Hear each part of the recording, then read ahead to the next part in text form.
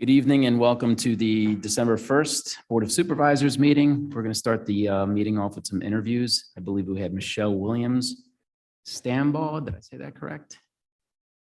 She coming in? Bringing her in now. Thank you. And James, I think the snowman has his hand up in the back there if with a question. That's awesome.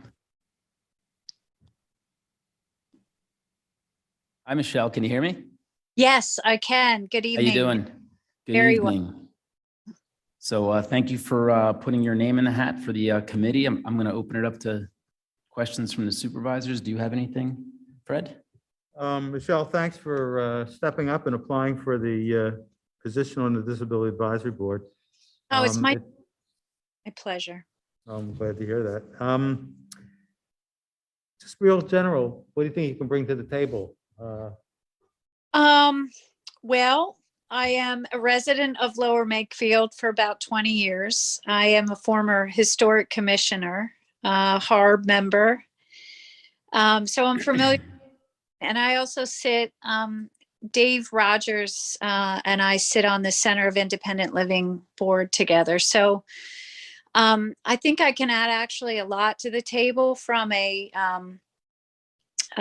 historical need perspective, and also being a person with a disability, little bit aware of needs from an accessible basis and what we can add to the community for development and things like that. So it seemed like the timing was right, and I know that there was a seat available and there's some things going on, and maybe I can add a little help and information and insight on that end. Sounds excellent to me. That's all the questions I have. Thank you. Thank you, Fred. Nice talking. Thanks, Fred. John, do you have anything? No, I've just did a quick review. I'm okay. Well, I can't see you. Did I lose the video? In the bottom right hand corner. Oh, okay. Can I wave? Can you see me? No, actually I can't, but I apologize. I'm sitting here like after being on a computer screen for 9 hours today. Oh, so. no worries. I know where you're at on that. So real quickly, I've been the liaison to the Disability Advisory Board over in the past.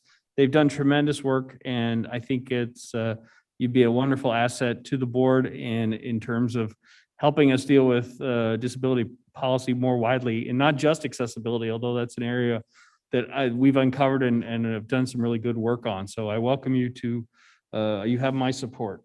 Oh, well, thank you, John. Thank you. Yep. Look, Dan, did you have any questions?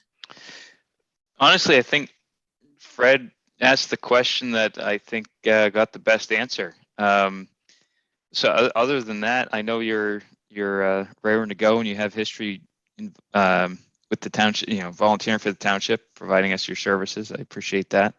I guess I'm just wondering if you have any ideas up front that we should, as we go through things in the near future, that we should think about. no, I mean, we've, from sitting on the SIL board for a few years, it's been very eye-opening. I mean, my background in the last few years is actually more policy and focusing on disabilities and substance use disorders. So I am very familiar with that vein and have taken a lot of activist roles and advocate.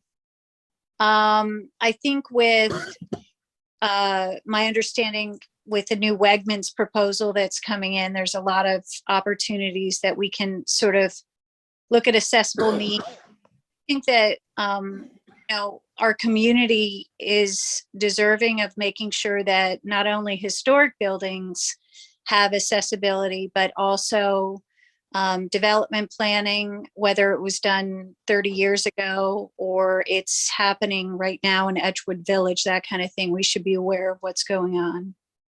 Yeah, appreciate that. Thank you, Michelle. You're welcome. All right, Michelle, thank you so much. I appreciate you taking the time and, like I said, throwing your name in the hat, and we will be in touch. Okay. We're going to probably have something tonight. I don't know if you want to sit through the end of the meeting, but I think you'll know by the end of the week. Oh, well, thank you so much. Yeah, I've done those township meetings for quite a while, so I might not sit through the whole thing, but looking forward. That's Thanks. okay. Thanks again, Michelle. Nice meeting you. You too. Have a great night. Take care. Thanks. Thanks. I think we're a couple minutes early on Dr. Cataro. Is he on the line by any chance? He is? Okay. Yep, I can bring him in now. Thank you.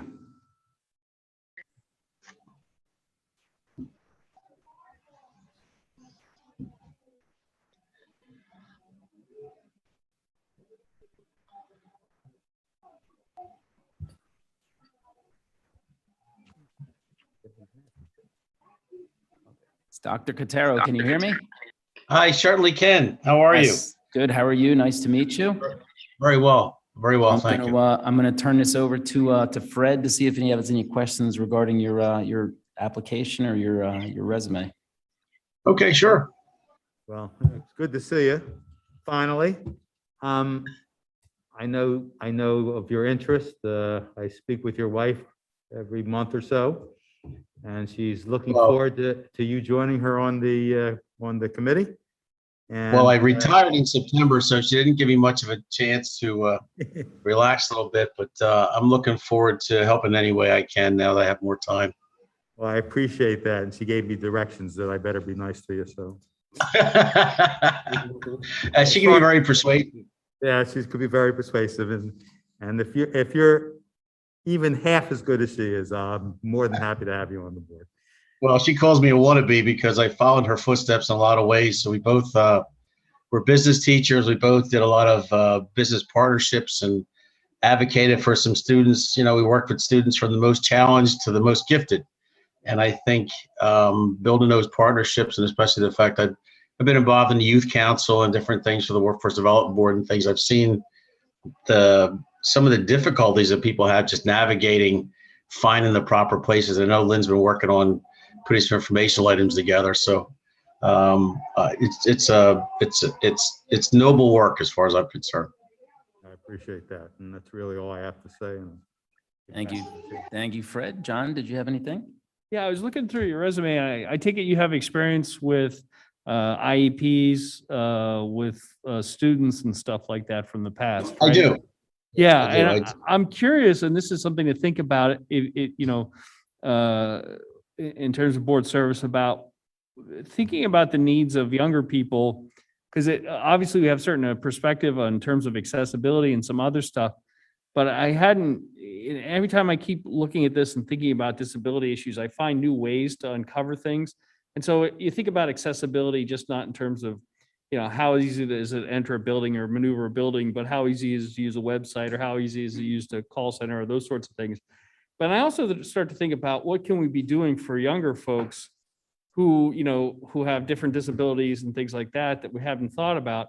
And I think that's an area, if you could bring some thought around, that would be particularly helpful. So I know a lot of what we talk about in terms of accessibility is physical accessibility to township resources, whether it's parks or buildings or what have you.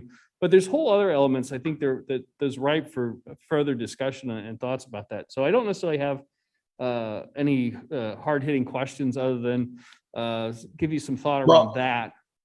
So just from response to what your statement, I think you're correct. My research area, I did my doctorate. I studied career and technical education. And I think accessibility has a lot of different components, and it's including the career tracks and different things. And I don't know if my wife told you a story about, we took our daughter to the tech school one time, and this was after she had her brain surgery, and somebody said to her, well, she could probably answer the phones. And we were kind of taken back because, our expectations were a lot higher than that. And I think that whole thing about careers and students having the correct amount of information to make those informed decisions, I think that's part of it too. So that's kind of my focus is in career education and career areas. And I think when you look at transition and accessibility, I think it all goes together. And we've done a lot of work in that area. Excellent. Awesome, yeah. Thanks, John. Dan, did you have anything to add? No, other than, you have a stellar resume, and it's nice to have I shouldn't say that, to have an educator on this board who's like, I think where John was going, and maybe where you're going a little bit maybe is a little different perspective on accessibility than the standard, making sure we have access to buildings and all that. That's sort of the low hanging fruit, but looking at other ways to make the world more accessible to those that may not find it so simple. So I'm very interested to hear some ideas that you might have there. I think you'll be a great addition. I'll just say that.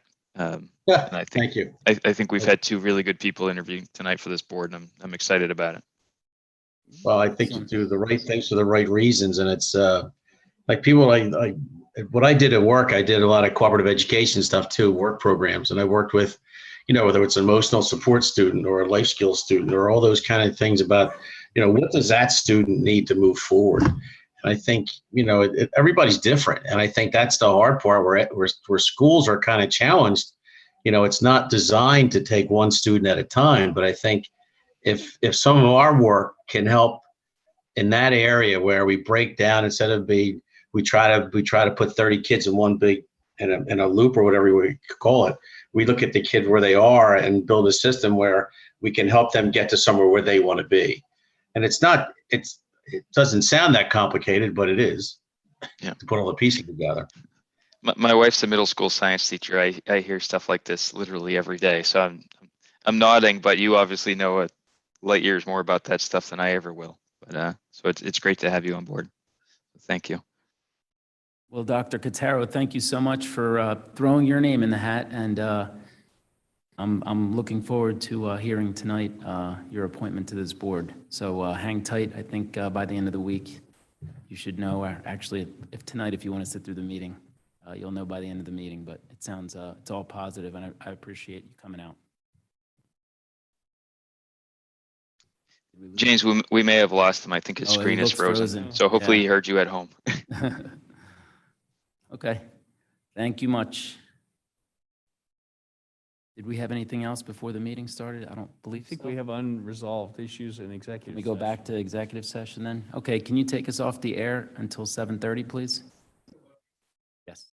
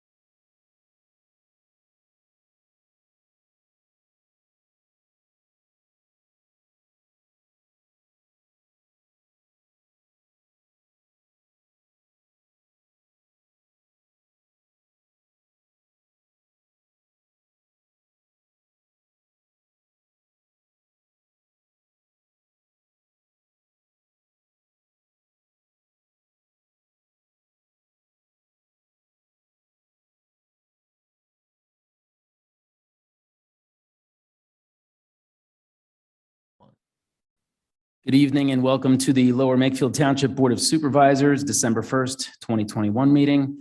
I ask that we all rise for the Pledge of Allegiance.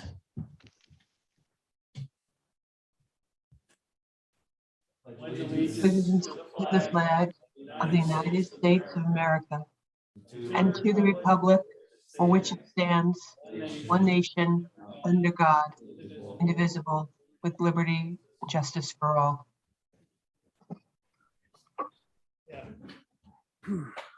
Okay, we're going to do a quick roll call. Suzanne, are you here? She's here. I'm Dan, are here, you, but I'm here. Dan, are you there as well? Physically, yes. Fred, you are here. John, you're here. And I am here. So we have a quorum. Just a reminder, public comment on agenda items will be taken as each item is discussed. Kurt, I'm sorry, John. James, can I jump in for a second? Chair is here. I am chairing the meeting today. Yes. Okay. James, can I jump in for a second? Sure. Yeah, and thank you, right? I am unwell and I've asked James to chair the meeting so that if I have to leave, the meeting can continue. 'Cause we, take this business seriously. But with all that being said, if it's okay, I would like to remove something from the agenda. Sure. It is item 10A. As many of you know, we've been talking about the tree ordinance and whether or not there's an opportunity to update it. The EAC told me Wednesday night before Thanksgiving that they would like additional time. So I'm asking that we remove that and bring it up again at another date. So I'll make a motion because I'm not chairing. I'll second that for you, Suzanne. Thank you, Dan.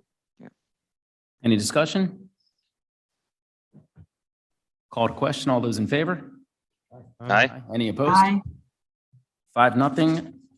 Item number 10A has been removed from the agenda. Thank you so much. You're welcome. So continuing, item number 4. Kurt, do you have a COVID-19 update? I do not have an update for number 4. Okay. 5A, community announcements. Sure. Reminder for anybody watching, during this portion of the agenda, residents, youth organizations, et cetera, may call in to make special announcements. You can contact the township at admin@lmt.org to request a special announcement be added to a future agenda. Parks and recreation in-person recreation opportunities are now available, including sunset, goat yoga, art Zumba. Information can be found on our website at lmt.org under the recreation department. Pack 95 will recycle your broken string Christmas lights. I've had some of those in my attic for about 10 years. That's fantastic. You can drop them off at the Big Oak Sitco, 812 Big Oak Road, Yardley, December 11th through January 11th, 2022. You can contact Jonies, spelled JOANIES 120@gmail.com. That's all I have. Thank you very much, Kurt. Item number 6, consider approval of minutes for November James, can I 17th. James, can I jump in again? I'm sorry, sure. Thank you. For people who don't know, the LMT's Farmers Market, Santa's coming on Saturday, December 5th. They'll also have vendors selling different holiday gifts. It's a good opportunity to shop local. Also, the EAC is working on their fabulously popular styrofoam, wine cork, and prescription bottle recycling, which will take place in the beginning of January. So hold on to whatever you receive over the extended holidays. Adding to it this year, rechargeable and not rechargeable batteries. So a formal flyer will be sent out in the coming days. Thank you, Thank you. Suzanne. Sorry about that. I have to do a better job of looking to see if you guys are raising your hand. Dan, did you have anything to add? No, if Suzanne wasn't able to get it out, I was going to jump in and just remind people that the recycling events are coming up after the new year. Just save your Excellent. stuff. Thank you much. Okay, now item number 6, consider approval of minutes for the November 17th, 2021. Do I have a motion? So moved. Looks like Fred was first. Dan, you're second. Any discussion? Yeah, a question here. The portions of the meeting that There are two sets of minutes. So which set of minutes are we looking for here? Because I see there's one set of minutes on the drive right now that represents what happened after 7:30. Am I correct on that?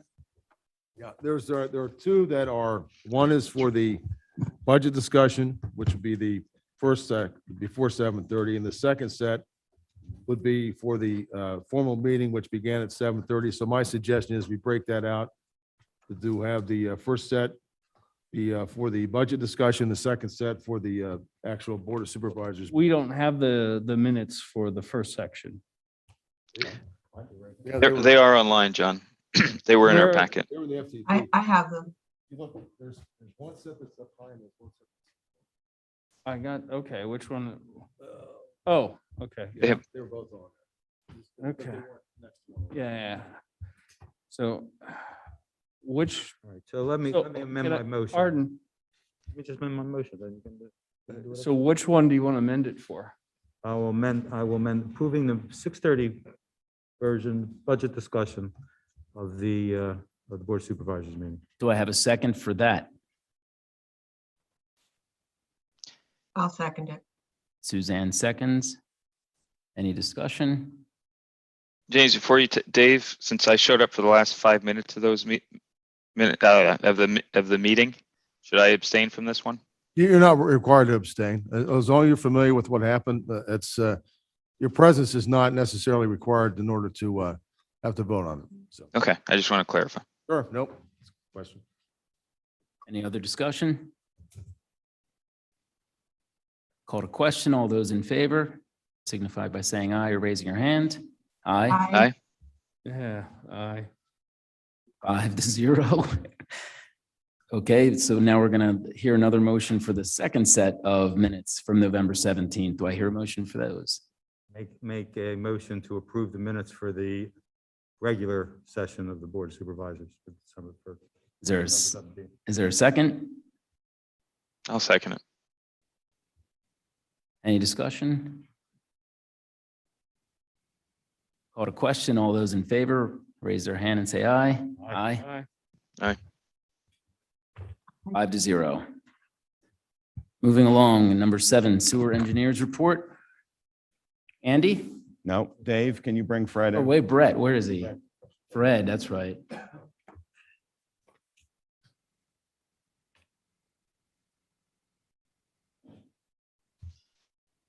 There he is. Go ahead, Fred. Good evening, everyone.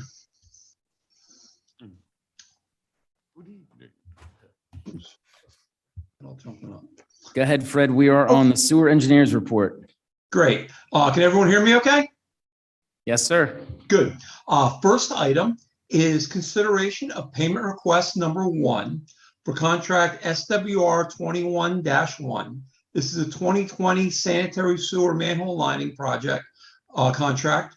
The contractor, Mr. Rehab, has completed 4 of the 7 required manholes under the contract scope of work. There are no change orders.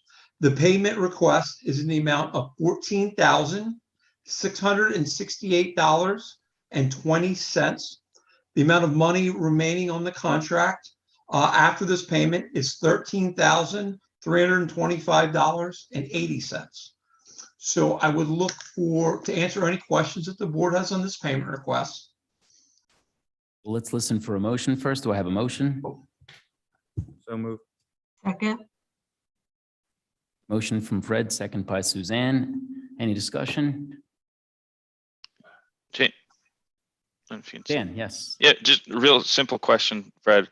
Are we completely done with this contract? No, this is Okay. for 4 of the 7. They actually had a equipment breakdown since then. The actual work, I believe, is now completed, but they haven't submitted the payment request for this. This was for work completed to October 31st. And then gotcha. they had an equipment breakdown and they've come back and since finished the work. And we anticipate being within budget? Absolutely. No change orders, right on contract. Any other questions? None heard. I'll entertain him. I'll take a vote. All those in favor, raise their hand and say aye. Aye. Aye. Opposed? Opposed? 3-2. Go ahead, Fred. Okay, second item is on contract SWR 21-3. This is the Buck Creek Interceptor Cure to Place Pipeliner. This is a change order request number 2. It is in the amount of $8,994.10. The change order is for additional grouting of joints that were leaking so bad that we couldn't line them, which in one essence is very good news because we're lining the right areas. So there's so much water coming in that we actually couldn't install the liner until we temporarily grouted that shut. The original contract had an allocation of 10 joints in there. The contractor actually did more than the 10 joints without asking for a change order. The unit price contract in the joint, which was an allocation, was $400 per joint. We identified 40 additional joints. The contractor worked with us, and in lieu of charging us their unit price in the contract, they charged us a daily rate, which reduced the cost of the change order from $16,000 down to $8,994.10. So Ebert Engineering is recommending that this change order be approved as it's a reduction in cost, and it was simply we had an allocation because the sanitary sewer lines were leaking so bad that we actually couldn't televise them. So once we had the bypass set up on this area, we were able to identify these additional leaking joints. So I guess I would look for a motion to approve change order number 2 in the amount of $8,994.10 to Vortex Services LLC. Sounds like Supervisor Lewis made the motion. Any second? Also, Fred seconds. Any questions or discussion? Yeah, James? Yeah, Dan. So Fred, what would you attribute, what would you attribute I guess the initial 10 or so joints that you were looking at was initial estimate versus the 40? What would you attribute I'll say a low, based on what we found in the field, was a relatively low estimate to what was found in the field? Basically what we did this was based on what we found last year when we did the cure in place pipelining. So we used the same approximate numbers. We actually had a number almost this high, and we came in significantly below budget on it last year. So we lowered it down so it approximated the number of leaking joints per 100 linear feet that we encountered during last year's contract, which was a similar size. Okay, any other discussion? Okay, call to question. All those in favor, raise their hand and say aye. Aye. Aye. Aye. Opposed? Opposed? Motion carries 4-1. I believe you had one other under this contract. Yes, it's consideration of payment request number 1 for contract SWR 21-3 in the amount of $168,089.76 for work completed. The work remaining under this contract is $62,929.34. Entertain a motion. so moved. Second. Fred makes the motion, Suzanne second. Any discussion? Yes, Dan. So Fred, what do we have left to do with that 929.34, if anything? Approximately about 20% of the work and the release of retainage. I think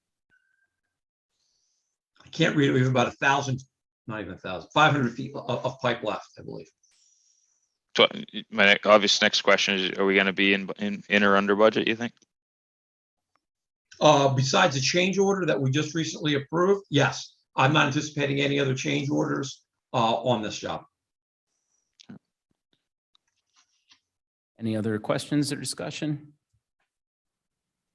Call to question. All those in favor, raise their hand and say aye. Aye. Opposed? No. Opposed? 3-2, the motion carries. The next one up is 7C, Fred. Yes. This is a request for final payment for contract SWR 20-1. This was the 2020 sewer lining project. This is for the release of retainage. This was held for a longer period than normal, only because there was some minor driveway restoration. It was actually markings on the roadway that they had out there, some stains they had to remove and just clean up, as well as receiving of all their closeout documents. We've received all their closeout documents. The payment request is in the amount of $13,450. It is important to note that there is a balance to finish, which is work that they did not earn and will no longer be part of the contract, in the amount of $15,502. The actual unit quantities came in less. Part of this is the number of joints that didn't have to be grouted. The other thing was there was a reduction in the actual linear footage of the pipe. So I look for a motion for the payment request in the amount of $13,450, which is the final payment to Standard Pipe Services LLC for contract SWR 20-1. Entertain a motion. So moved. Second. Suzanne makes the motion. Fred seconds. Any discussion or questions? Call to question. All those in favor, raise their hand and say aye. Aye. Aye. All opposed? No. Opposed? Motion carries 3-2. And last but not least, Yes, D. is contract number 20-3. This is the Brookstone Pump Station upgrade for the mechanical contract. This was the final repayment request for basically just the release of retainage on this item. We held this money until all the project closeout documentation, including as-built, O&M manuals, and maintenance bond. And I will tell you that even though we've done this, there was a minor concern that we had with one of the pumps. Contractor came out with no questions asked, troubleshot it, made sure it wasn't any of their problems, and did that. So they've done an excellent job and have continued to follow up with no additional compensation. So I would look for a consideration of approval of payment request on number 4 and final to Bloomington Contractors in the amount of $27,350.58. Entertain a moved. motion. I'll second. Dan makes the motion. Fred seconds. Any discussion or questions? Yeah. Yes, Dan. Yes, Fred, sorry, I had to see what box you're in there. We've been working on this one for, gosh, 2-3 years now at least, right? No, you're thinking about Stackhouse. Brookstone, I think we actually had done pretty quickly. Well, I'm going back to Sewer Authority when we were Oh, talking about absolutely. the From when we impellers. first started talking Yeah. about it, absolutely. Yeah. Yes, this was actually a wet well that was a steel wet well that was actually floating. So you're absolutely correct. This Yeah. has been in the works. Yes. I'm trying to remember, did we get DEP funding for this one? No, that's At all? Stackhouse that we got. That's funded. that one was that Yeah. one I recall. Okay. Stackhouse, the other side of town too. Yeah. I guess my only question is, one, that was the impellers and everything else that we're dealing with, that was a pretty big deal for a long time. You're Yep. satisfied that this will fix the situation for years to come? Yes. Yep. We got rid of the steel structural can, retrofitted. Everything's now in a concrete wet well with brand new pumps. Everything's brand new. So we're turning over a totally refurbished pump station to the ultimate owner of the system. Yeah. And then I guess my only other question, this is probably the last time we're going to see you this year, I would assume, with only one meeting left. So, Yes. so hope you have a great new year. But do you know, after all these projects, where we stand overall from a budget perspective in terms of how much we budgeted for our sewer projects versus how much we've spent versus how much we have left, just based on what we thought we were going to do in 2021? I'm guessing, but I would say that we will be at the end of the payment request by the end of the year. We'll probably be approaching about 90%. The biggest one will be that I won't release or recommend payment for the Stackhouse generator. because that's been significantly delayed again. But other than that, I believe that we'll have all the cured in place pipelining contracts for both 20 and 21 contracts done. The manhole liners, Brookstone's done. So the two remaining contracts will be the Silver Lake pump station upgrades and the Stackhouse pump station upgrades.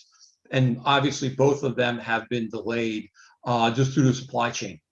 And I guess the second part of my question is, I can't remember when we talked, maybe it was back in August, I'm making up a date, but maybe it was last year, but we were talking about where a lot of our projects were coming in under budget for a while.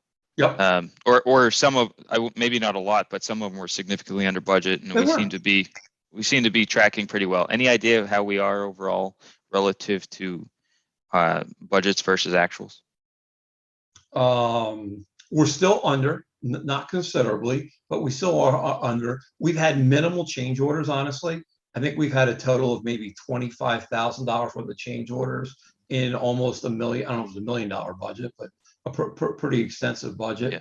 Yeah. So no, change orders haven't caught up to anything. It was last year where we had to increase the budget for the Stackhouse, which was already accounted for. So I would say that we're right there, probably 10% under the budget, be my guess. Okay. Good. Yeah. That's At one point last year, we were approximate. like 120 under budget. So I was getting excited that we might be able to do that again this year. Yeah, no, this year, unfortunately, while our prices came in lower, they weren't as low as they were last year, just because from the time we did the budget until the time things were awarded, material costs just went up. I gotcha.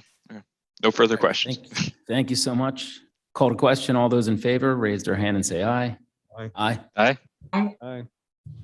Opposed? None. Motion carries 5-0. Thank you very much, Fred. Have a great holidays, Guy. Thanks, you It's been a too. pleasure serving you guys. Thank you. Yep. Okay, now we're moving on to item number 8, engineers report. Andy. Yes, hi Supervisors. You have within your packet my engineer's report. I will jump right into the agenda items. The first agenda item is item A, which is to consider a change order number 3 for the Memorial Park project. If you'll remember, back at the start of this project, we had eliminated the wearing course from the parking lot areas as the bid came in unexpectedly high. So as a result of eliminating the wearing course, we are eliminating the line striping for the parking spaces that was needed. That was a credit of about $7,505. Instead of deleting that line item completely from the contract and not having any line striping in the contract, in discussions with township staff, they wanted to get a price from the contractor to line stripe ADA parking spaces in other locations of this park and also in locations down at Makefield Park. When we got a price from the contractor, that price came back at $5,500. That is a fair and reasonable price. And therefore, this change order would be the $7,505 deleted from the contract plus the $5,500. So that equals a net credit to the township in the amount of $2,005. I'll entertain a motion. Let's see who the fastest one can be. So moved. Anytime with credits, right? Okay, so we have Exactly. Suzanne with the motion, Dan with the second. Any discussion around it? Excellent. Let's get more credits. That's all I got to say. Call to question. All those in favor, raise their hand and say aye. Aye. Aye. Aye. None opposed, of course. Motion carries 5-0. Okay, thank you. I'm doing my best. B, Item B is to consider escrow release number 10 for the Yardley Woods development, which is also known as the Matrix Residential Development, in the amount of $364,066.15. This is a semifinal payment. The work is substantially completed. We issued a punch list on November 19th to the contractor. They are currently working on that punch list. We have not received a notice of termination yet for the basins. However, the basin conversion from a basin that is primarily used to manage during construction stormwater runoff has been converted over to the permanent system. We are retaining $20,000, which we believe covers the costs of any punch list items that are needed. And thus we're recommending payment or escrow release to Yardley Woods Development in the amount of $364,066.15. Do I hear a motion? So moved. Second. Fred makes a motion, Suzanne second. Just to make sure, Andy, the remaining is $20,000, correct? That's correct. And that should cover anything else that you have left. Yes. Okay. Any other discussion or questions? James? For Dan? Yep. Yeah, basically following up on your question, 20, as a percentage, what 20,000 seems a little bit low. So I'm just curious as to what's left on the punch list. If it sounds like they converted a sediment basin to a stormwater basin, or have they done that completely and they've gotten it? They've gotten approval for what they did completely, and we've observed it. We're still waiting on the documentation from the conservation district, but yes, they've done that work. The minor punch list items are patches to curb and patches to some asphalt within the roadway. Should be noted that the roadway is not being dedicated to the township, and the open space is not being dedicated either. It's going to be maintained by the HOA. I guess my one concern is that we don't yet have documentation from the conservation district on that basin, and if for some reason it's delayed or goes haywire, that can be a very big ticket item. So that's our one risk that I think we have. I think that we've observed the basin, and we've never had an issue even during construction of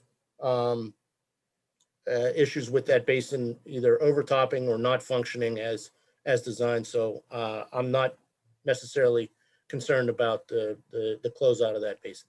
Is it a typical detention basin? Yes, surface detention basin. Okay, so there's no I'm thinking, I forget the one we looked at that was in the middle of the road where they tried to, it was like a sort of a rain garden that had all those issues. Right. No, it's not that. Okay, so it's standard. Okay. Any other questions or discussion? Call to question. All those in favor, raise their hand and say aye. Aye. Aye. Motion carries 5-0. Thank you, Andy. Thank you. Yep. Number 9, project updates. I have before you the update there. I don't have anything to present unless there's a question. Anybody have any questions on Sandy Run Road? Memorial Park? James, on Sandy Run, yeah, I'm sorry, I was just curious about Sandy Run. I know where it's sort of portions of it are work in progress with the lights and whatnot. I was just wondering if since our last meeting, Kurt, if we've had anything new. Nothing at this point. We'll be looking at the light on Schuyler that I'm hoping to have wrapped up here. We have the Mill Road light is the basis of comparison, and I think we could have that wrapped up as far as a final spec and stuff that we would move on to get installed at or around the end of the year. Okay. Anything else regarding Sandy Run? Does anybody have any questions regarding Memorial Park? The multi-use trail? Woodside Bike Path? Yeah, James, related to the Woodside Bike Path, Sure. I think that just sort of for everyone in town, if they haven't seen it yet, the new trail that will be connected to the Woodside Bike Path across the bridge, Scudder Falls Bridge, is pretty nice. I think at least a few of us have been on it and have had good experiences. It's pretty neat. The one thing I will say that we always ask them to do, but I don't know if we ever got confirmation they were going to do it. So it was kind of a nice surprise as they did connect a bridge a pedestrian bridge over the canal to their parking lot walkway, all the way, basically going all the way up to Woodside. So at some point, that will provide a really nice, convenient connection for pedestrians across that whole stretch of town. So if you haven't seen it, get out there. It's pretty nice. How about the Big Oak Makefield Road signage or signal upgrade? Questions? And last but not least, Route 332 Mirror Lake signal interconnection. Okay. Moving right along then to item number 10, the manager's report. As earlier discussed, item A has been removed. So we are moving to item B, which is the review of Yardley Borough Pool Membership Agreement. I'm going to ask Monica to come, excuse me. Come on down, Monica to come up. Thank you.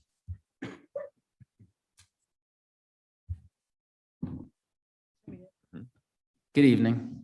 Hi, How are you? everybody. Go ahead. So you have in front of you the old pool agreement that we have, and we just discovered that this has been an ongoing agreement with Yardley Borough. I just asked to review it recently and realized it's a little outdated and maybe it's time for an upgrade. So I'm bringing it to you today with a recommendation from the Park Board to take a review of this and either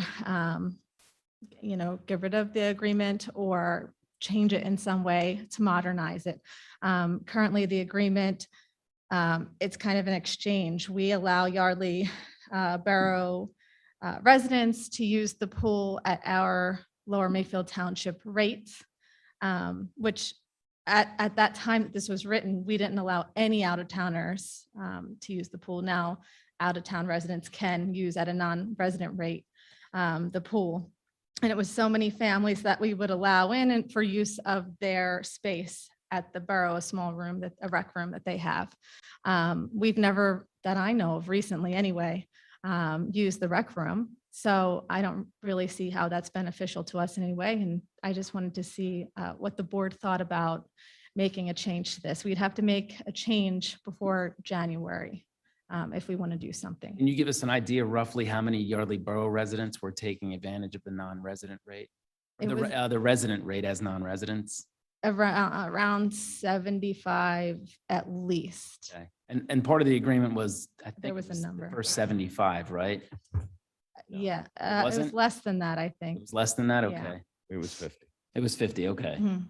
And we were honoring it up to basically whoever, or, We were unlimitedly okay. honoring it, yes. And this was pre-non-resident pool memberships. Right. This was written Okay, pre-non-resident. so now this would just have them fall in line with the non-resident fees as anybody else from any other municipality, correct? We could do that. I mean, I would leave it up to the Board of Supervisors, how you'd like to address that. If you'd like to have them pay non-resident rates still and change the agreement in some way, if there's something that's beneficial, that would be another line. I would leave it up to the Board of Supervisors, what you think is important and how you would like to proceed. Do you have any feedback on that, Kurt? Well, I mean, the feedback I have is at the time that the deal was done, and again, I can't go back to get into the motivations. There was value that the township assigned to use that particular rec room, whether or not we used it back then or not. And in exchange, they got residential rates at a time when no one can use it. For me, I guess the issue is if we don't do something with the deal, we have other non-residents that come that pay non-resident rates to use the pool. And I have a difficult time having an explanation to give an exemption to that for one particular place over another, regardless of what town that would be. And to be clear too, I mean, the community center has been built since then. So essentially the need for that rec room or community room in Yardley Borough is really none for us at this point. So Yes, that room as it is. Dave, would this need a motion or how would this? Well, right now, you're just looking for direction from the board to get to have the Park and Rec Board make recommendations. Is that what you're looking for now? The Park and the Rec Board already did make a recommendation that we would need to, that they would like to bring this to the Board of Supervisors so they can make a decision. They Okay, want to know whether or not, so we want to dissolve the agreement. Yes. so they did not have a specific recommendation, so it's up to the board Yeah. to Board to decide whether dissolve the basically, I agreement guess, or to uh, I make Put a the motion Yardley to Borough dissolve the folks- existing agreement. Pardon me, Suzanne? I'll make a motion to dissolve the existing agreement. I'll Okay. second that. So we have a motion by Suzanne, a second by Fred. Discussion or questions?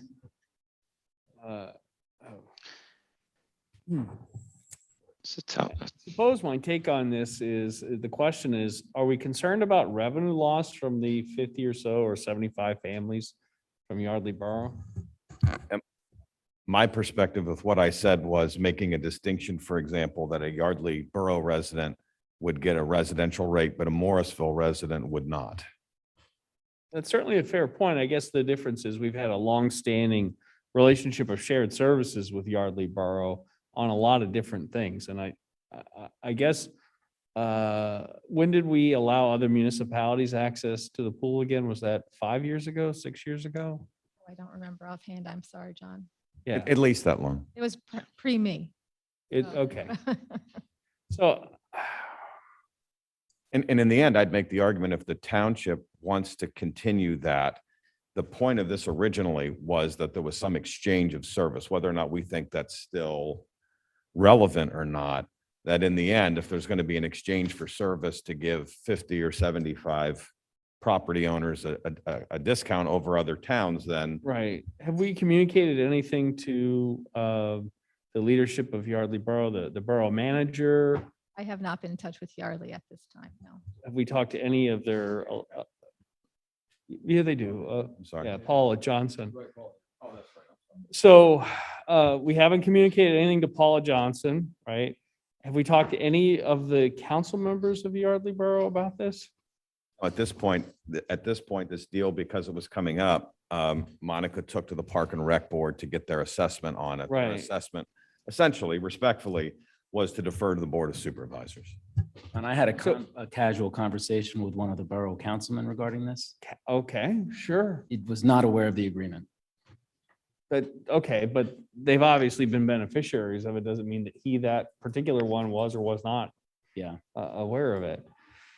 So we haven't communicated to Paula Johnson, the borough manager for Yardley Borough, and we're just looking at terminating the agreement is essentially what you're offering then, right? That's the motion on the floor. Right. Yeah. Gosh, we have a real problem with being neighborly with neighboring municipalities. This isn't that hard. That before you're asking us to terminate an agreement, that say, hey, maybe we should give them a heads up that this is coming. So that's why I'm a little bit frustrated by this. I would have assumed that. I mean, I could certainly, listen, the policy arguments are clear, and you can make a legitimate point that, hey, why do Morrisville residents have to pay more than Yardley Borough residents? That's a very fair point. But there's also a communication and process issue. So from that reason, I'm a little bit reluctant on this particular case to be in favor of the motion. We have public comment here as well. Oh, James, may I speak first? Oh, I'm sorry. Go ahead, Dan. No, I know I'm on video. Yeah, I guess this is I get this is somewhat difficult because, as we live in Lower Makefield, everyone refers to us as Yardley for a reason, right? We have a long-standing special relationship. We're two municipalities, but really one community, how we typically act, right? We have a lot of shared services. We've started to disassemble some of those shared services over the last couple of years, good, bad, or otherwise. And I just see this as I don't know that I would want to change this one. It's I wouldn't. It's just like I wouldn't want to eliminate a shared service with fire safety, for example. Because we genuinely both benefit from that. Obviously, we're bigger than they are, so we probably foot more of that bill there. But I just see this as a slippery slope where we start to divide the communities, to take them apart and become completely separate entities, and not a single community moving forward. So I would, although I understand the getting a little extra revenue off 50, 75 folks. I know we just redid our fees to, I guess the projection is a 52% increase in revenue at the pool. I'm not sure what, based on those fee structures, what the delta would be between keeping, if we projected, let's say 75 residents at local rates, resident rates versus non-resident rates, what additional percentage increase might be in revenue. But I'm not sure that it's enough to further potentially damage that relationship with Yardley Borough. Suzanne, did you have a?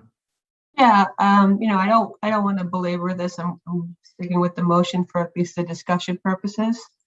I would just point out to everyone that for years they couldn't join the pool, and we made this special exception as just a small gateway to allow non-residents into the pool.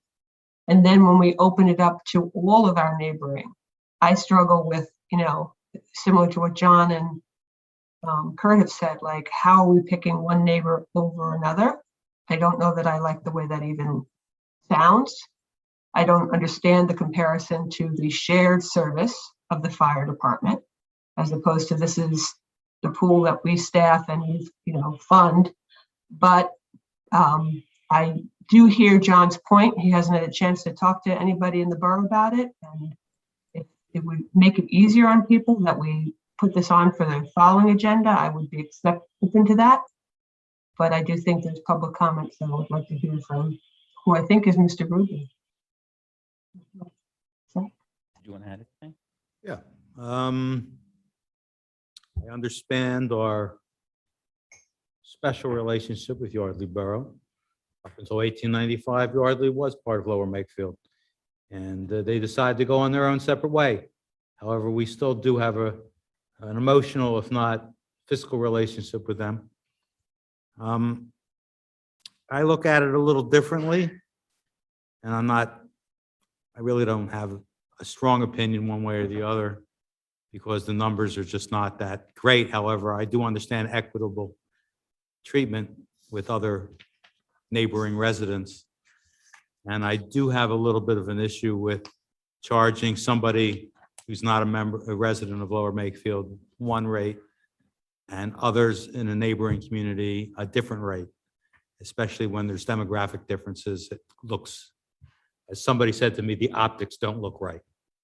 So in as far as fairness goes, if we dissolve this and negotiate something with our neighboring residents, neighboring township residents, I could see something like that to make something more equitable around the area, knowing that this is a Lower Makefield asset, well-maintained, well-managed Lower Makefield Township asset. And I'd like to see it stay that way. And, proper maintenance and care of this pool is paramount. And equitable treatment of our neighbors is also, I think, a major factor. So going forward, especially if the Park and Rec Board wants to take that on, I would definitely listen to a more equitable way to handle our membership rates. Any other supervisor comments? I'd like to add also, I'm in favor of the dissolving of this this agreement, but I'm going to agree with Supervisor Lewis that maybe we can communicate it to Yardley Borough prior to actually making a vote. So maybe we can table this. We did have one public comment on this. State your name and address, please. Zachary Rubin, 1661 Covington Road. I rise to a point of information. When you refer to the rec room in Yardley, are you referring to the Yardley Community Center? I don't believe it's the community center. I believe it is a recreation room. I'll look at the wording. So you don't think it's the Yardley Community Center? I'm looking at the agreement now as well, just to make sure. It's the recreation room. The borough agrees. But I think, is it the rec room within the community center? I think it's the main rec in room within Borough the Hall might be township. considered the Rec room, yeah. I Yeah. believe that that's what it is, yes. No, it's got to be the Yardley Community Center. Uh, And Something else to clarify, I think it's part of that discussion. I don't think they own, do they own the community center? It's the, James, if I may? Yeah, the agreement says arrangements directly with the borough and shall agree abide by the rule regulations imposed by the borough related to the use of the borough's community room. So it doesn't specifically say. Oh, Jim, you know? Yes, the community center that's located just down the road from the Borough Hall and the post office is not owned by Yardley Borough. That is not what's referenced in the agreement. Right behind the post office, in that building where the Borough Hall is and their police department, they have a little rec room back there. That's what that refers to. Yardley Borough has no affiliation with the community center. Okay, Thank you. My question has been answered. thank you. Is there any public comment? Call in? None? Okay. No other public comment? Does anybody want me to consider tabling, or do you want to? Yeah, maybe Sure. tabling or Yeah, withdrawing? do we have to You make a move- motion to table? And then if you want to table or defer it to a specific meeting, if you want to defer it to the next meeting, you could do that as well. However you want to do it. It's up to you. So I would amend my motion to defer this to the next meeting. Is there a second? There's no discussion. My only question is, are we gonna have, it's what, a couple weeks, we're gonna have time to reach out to Yardley Borough, get those? I'm happy to have Monica and I put something together to Yardley that we could send out tomorrow. Right, is there an auto renewal in the agreement? Yes. I Yes. scanned that. When's So the auto It renewal would be date? in January. We'd have to make a decision fairly. What day in January? January 1. Ah, each year. okay. I mean, and I will say this, and I held back on saying this, so just so you're aware. The timing of this was not to leave this till the last minute. People in, like James had talked about in Yardley, at least that we have heard as well, were unaware of this. The township was unaware of this. The reason that there are 75 people that have been registering and not 50 is that for the best that we can see for the last 10 years, this agreement was sitting somewhere in a box unbeknownst to anybody. And it only came to our attention as we were digging through things. So, and we were doing this in over the last few weeks. So Monica quickly and appropriately took it to the Park and Rec Board to raise the issue. So that's how the timing of that came about. Yeah, the motion is now to defer this to the next meeting. So that'd be the. All those in favor, say aye, raise their hand. Aye. Aye. Aye.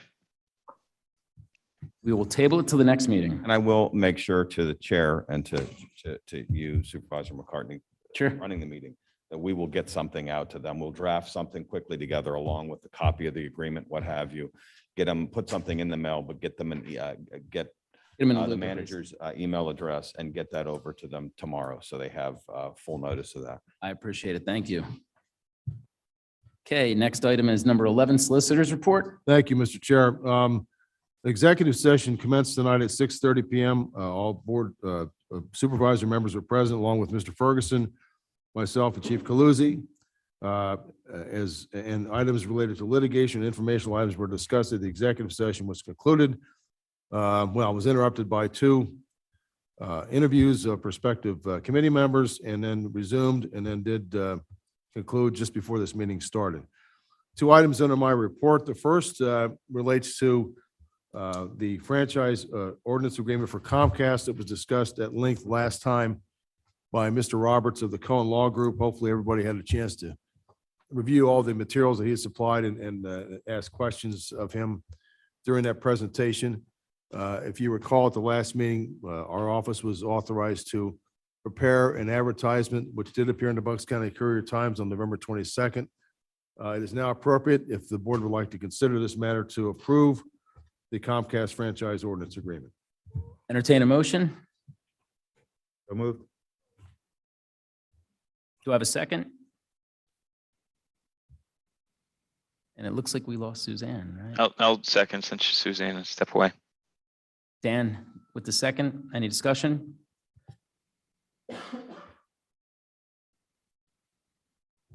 No discussion, call to question. All You those. may want to ask for public comment. Did Oh, you? I'm sorry. Was there any public comment on this? Anybody on the line, public comment? Nope. Okay. Call to question. All those in favor, raise their hand and say aye. Aye.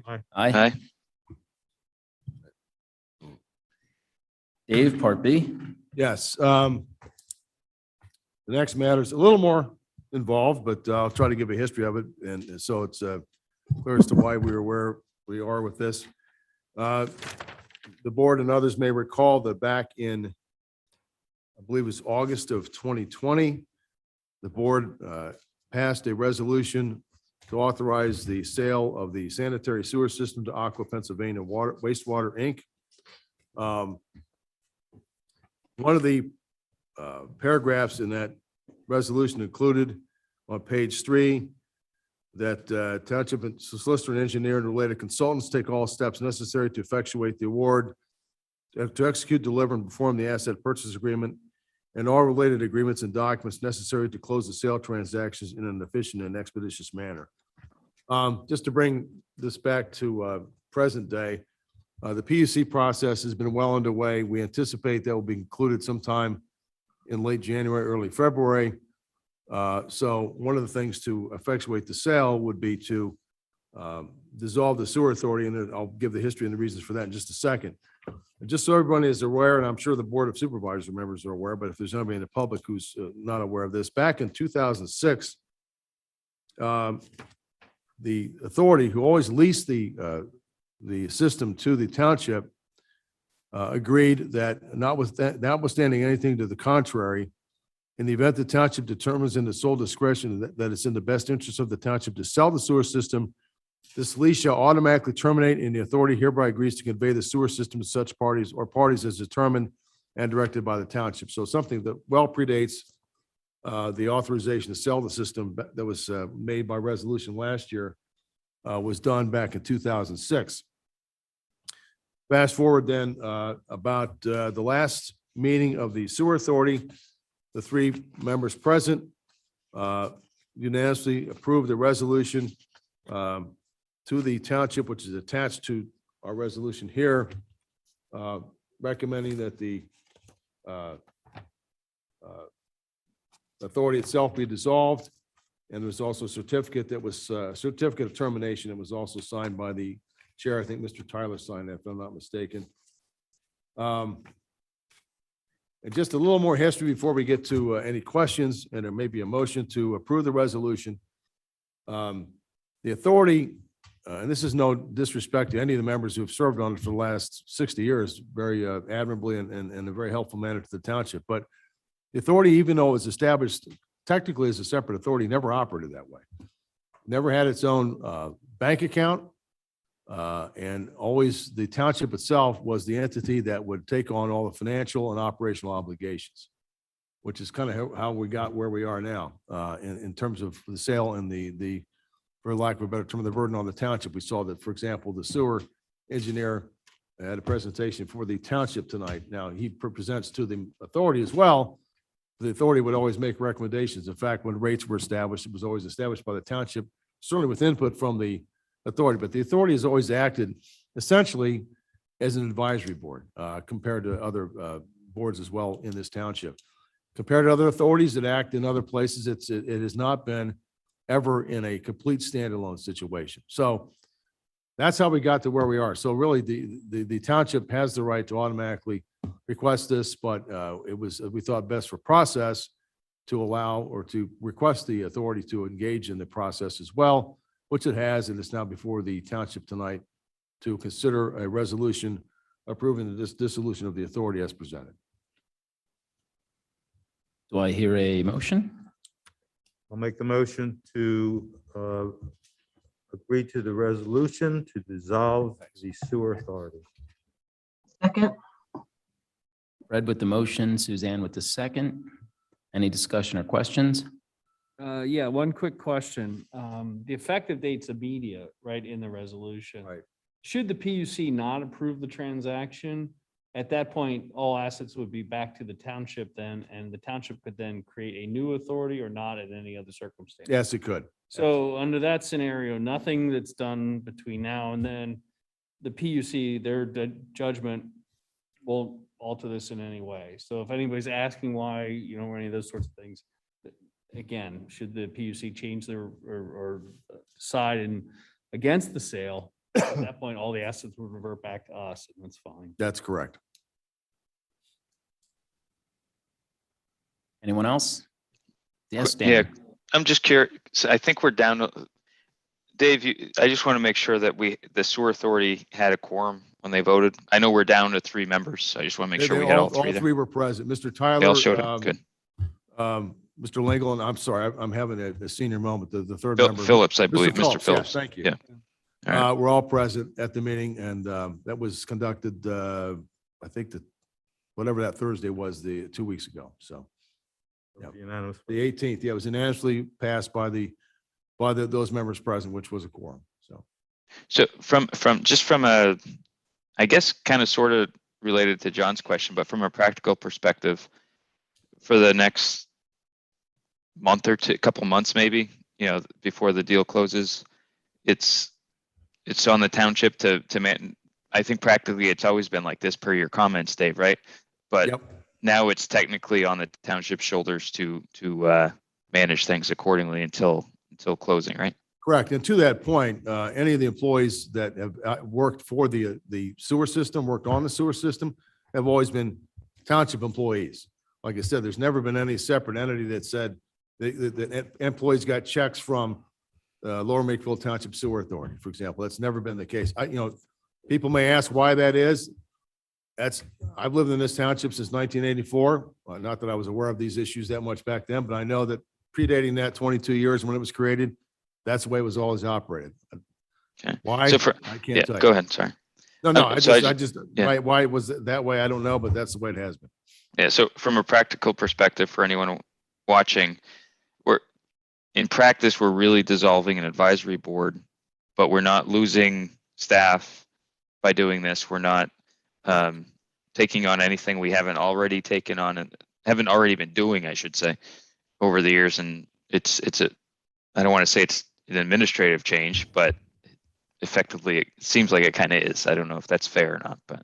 Well, I think that's a fair description. Yeah, I think that, again, if you go back in the history of the township, the person's a public works director frequently has been also the head of the sewer system. That person's a township employee. Those members of the public works department who worked specifically on the pump stations and the different aspects of the sewer system have been township employees. And that's just, that is the history. So. Yeah. And James, the last thing I'll say, then I'll be quiet. Since I've been the liaison a couple times for the sewer authority. I was on the sewer advisory committee. I just have to say the folks that have been on that committee over the years, a lot of them put in a lot of time over many, many years and a lot of effort. And they've done some really great work for the township to keep the system moving in fairly good shape. I know folks disagree with that, but they've kept things flowing, let's say, no pun intended, maybe a little, so that we can get to where we are today. So I just want to make sure we say thank you to that group because they do put in a lot of work. Thanks, Dan. Agreed. Especially Phil Tyler. I mean, he's been for years on that board. So yeah, they've done tremendous work. You have public comment in the room. State your name and address, please. Zachary Rubin, 1661 Covington Road. Just a couple of questions. The pump stations that we just did improvements and things like that. Once settlement is made with Aqua America, do they take over ownership of the pump stations? Yes. Okay. Therefore, my question is, the sewer engineer, he's been paid, does he get paid for the revenues from the sewer customers, or does he get paid from township funds? As an enterprise fund, all of those charges would be directed to the sewer fund and out from ratepayers and not from taxpayers. Okay, so once closing takes place, do we need a sewer engineer? Yes. Because we still will have sewer lateral inspections that we are responsible for. The role will be significantly diminished, but we have that requirement now that we still have to implement for every time when a property sells, that the sewer lateral, which is the private property owner's responsibility, needs inspected and certified, which we would be responsible for. the lateral connection, you're saying? Correct. It's not responsible for the private entity that owns the sewer system? No, that would be our responsibility. Okay. Connection from the house to the. To the main line, the private line that connects the house to the public line. Okay, okay. I mean, if you say so, but it seems to me the developer and the sewer company should be responsible for all codes and signing off and things like that. Why Yeah, does- similar to the water, to Pennsylvania American, they also have, they're limited to the curb and homeowners are So responsible. we, Talk about So, ongoing maintenance, the homeowner is responsible for the lateral from his. I understand the maintenance in the line if it's a repair. Except for like condos, I'm Yeah. only speaking with homeowners. So if they're going to sell their property, there's a lateral inspection ordinance that the homeowner is responsible for. We have a responsible doing. Okay, Make so sure there's everything works. they have to sign off and get a permit Correct. here correct. and things like that. That's And that our goes through a sewer engineer. The sewer engineer would review the video done of the lateral to certify that it's intact. Okay, and also, did the sewer authority have a solicitor? Historically, somebody from the general solicitor's office would always attend. For example, when Begley Carlin was a solicitor here for decades, John Koopman of their office attended the meetings. Barbara Kirk of our office attended, and that's also a reflection of the fact they weren't truly independent entities. Now, going forward, there will not be any need for a separate sewer solicitor at all. Okay, all right, thank you. Else? Anyone on the line?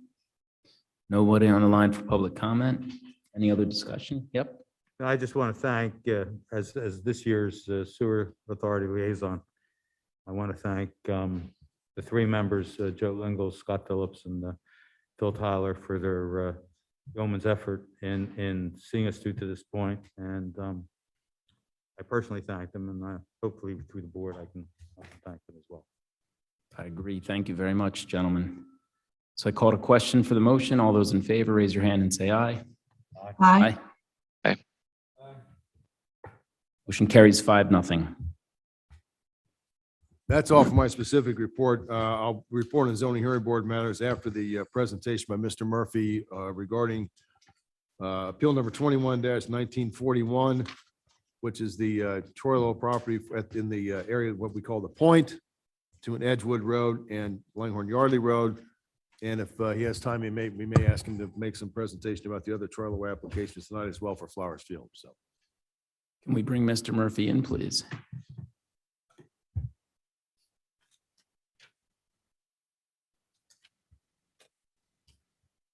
Bringing him in now. There he is. Good evening, guys. Good evening, Mr. Murphy. How are you? Good, thank you. Good. So I'm going to turn it over to you regarding the point. Yep. So the first of the two matters that the board's going to review this evening involves what Dave referred to as the Point property, which I think everybody on the call and in the room is well familiar with. It is about 3/4 of an acre. It is zoned historic commercial. It has the TND overlay associated with it as well. And there are several structures on it that the earliest of which date back to 1840 and the second building undated, but between 1840 and early 1900s. The application that's in front of you is the culmination of the conversation that CT Troilo started 18 months ago with the township staff, administration, HARB, and the Planning Commission regarding what development scheme makes the most sense given the background and juxtaposition, location, difficulties associated with all the nonconformities that exist out there today. So there is a PowerPoint that I think CT and John Richardson, our engineer who's also on, that has been loaded, and I guess Jim can sort of walk us all through it. And I think it would be appropriate if CT would narrate as Jim puts the items up on the screen, and we can talk about them and then talk about the plan that is the subject of a scheduled zoning hearing next Tuesday night. CT? Good evening, everyone. Good evening. So before we get to the PowerPoint presentation, I'd just like to go over a little bit of the history for the last year and a half of of how we got to where we are, if that's okay with everyone. Go ahead. So as Ed mentioned, about a year and a half ago, the decision was made to try to push forth this project and get something accomplished. So on July, we had our first meeting with the HARB board, and we had a meeting again in September. Now, one of the biggest problems with this, or obstacles with this project, has been what to do with the existing buildings there. The desire to save them versus the large cost to restore them. So that's always been a point of contention with moving forward. So the first couple meetings we had with HARB were productive, but inconclusive. And some ideas were bantered around and we went back and forth. Then in December, we had a meeting with HARB again and some fresh ideas came forward. It was suggested that perhaps if we would renovate both houses, both existing structures, that the board might be supportive of placing some new residential structures on the property. And we said, well, that certainly sounds reasonable. We'll take a look at it. Take a look at it economically and physically. So we started doing some site drawings. And through the year and a half, we've done 30 to 40 different variations of this plan, kicked it around and changed lots of things. We had 5 total meetings with HARB and started to refine our ideas. We actually did a rendering and thought it would be a good time to go in front of the planning board. So we presented our, at that time, latest idea to the planning board. That rendition had the Ishmael house, which is the stone house on the point, being converted into a retail establishment, and the Clapboard house being restored, and the addition of 14 other apartments. The structure was kind of a long townhouse meant to look like individual buildings. So we presented that in front of the planning board, and they had the same reservations that the HARB board itself did, that it wasn't keeping quite in character of the village feel, and that we should look at breaking the buildings up and making it a little more in tune to the existing structures that were there. So again, we went back, we played with it, a couple of different renditions, and we appeared before the planning board again. Now, up to this time, no engineering had been done. It's just conceptual drawings, some ideas to take a look at. After the second planning board meeting, there was enough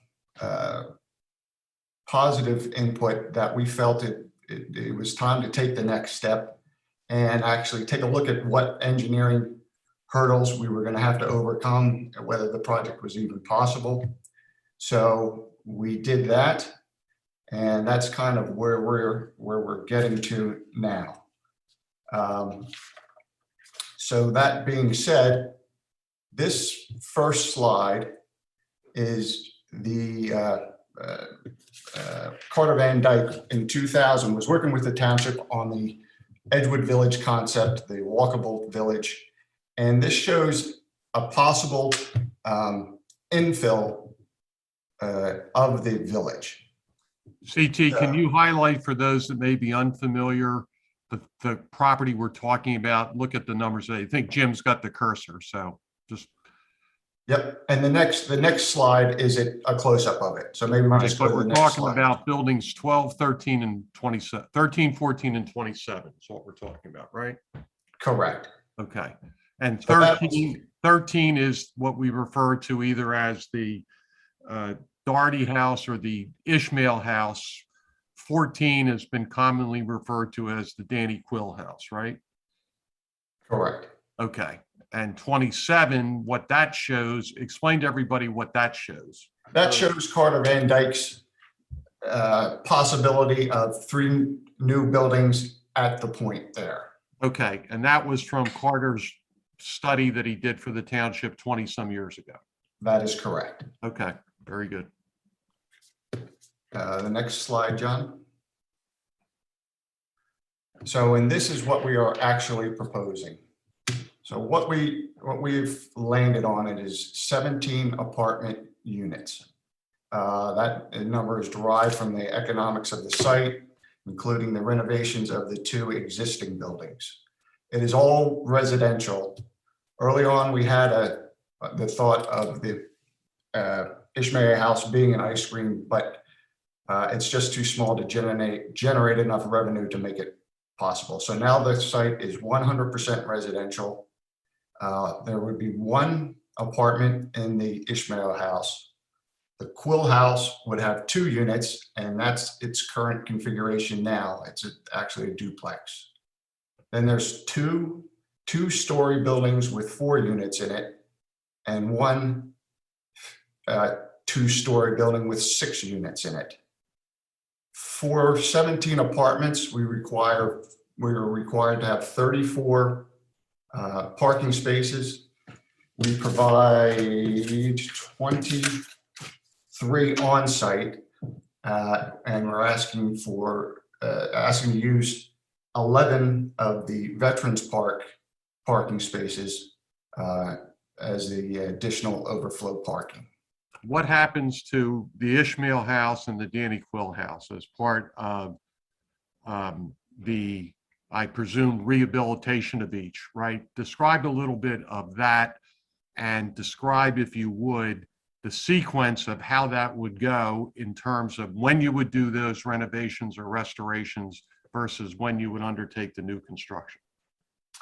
Well, yes, so that both buildings would be renovated to closely approximate their original appearance as possible. And I would picture it being done in tandem with the new construction, that the whole site would be developed at the same time.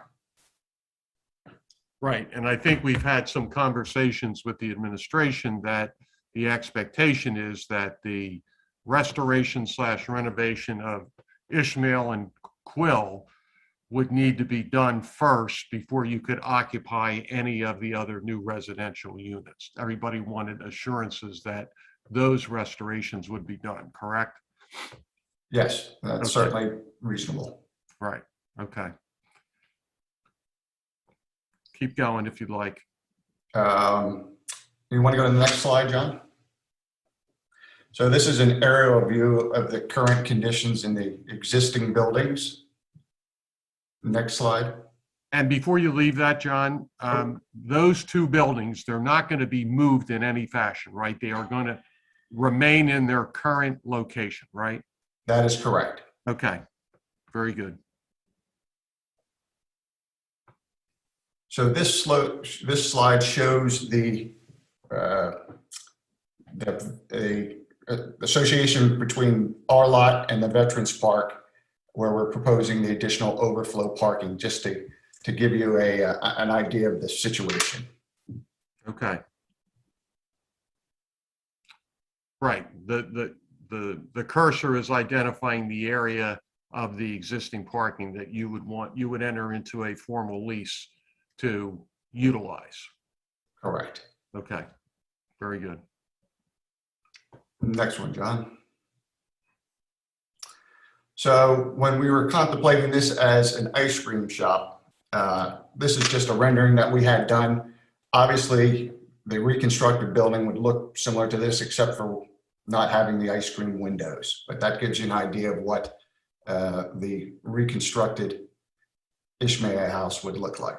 And that would be a single residential unit, right? That is correct. Okay. And the last one, John. So this was the rejected planning board and HARB concept, but it just gives you an idea of the feel. So now we have smaller units broken up, and we're going to take more detailing from the Ishmael house and the Quill house for fit and finishes. But just to give you an idea of what the entrance to the village, what a feel coming down past the CVS that you would get. And in the back corner is where you see the Ishmael house, right? The original ice cream store thought, but for perspective, that's the actual point there. Correct. As I understand it, the new residential units that extend south from that would not look like that. They would be more broken up so that there would be more setbacks and ins and outs and less massing than this would depict, right? Exactly. That's absolutely correct. And we know that obviously Harb would have input on all those exteriors. Okay. Okay, I think CT, if there's nothing else, I think for board members, that's essentially what's in front of the board this evening. The application to the zoning hearing board obviously details specific variances that would be required in order to implement what you've just seen, but that's effectively what the proposal is in front of the board.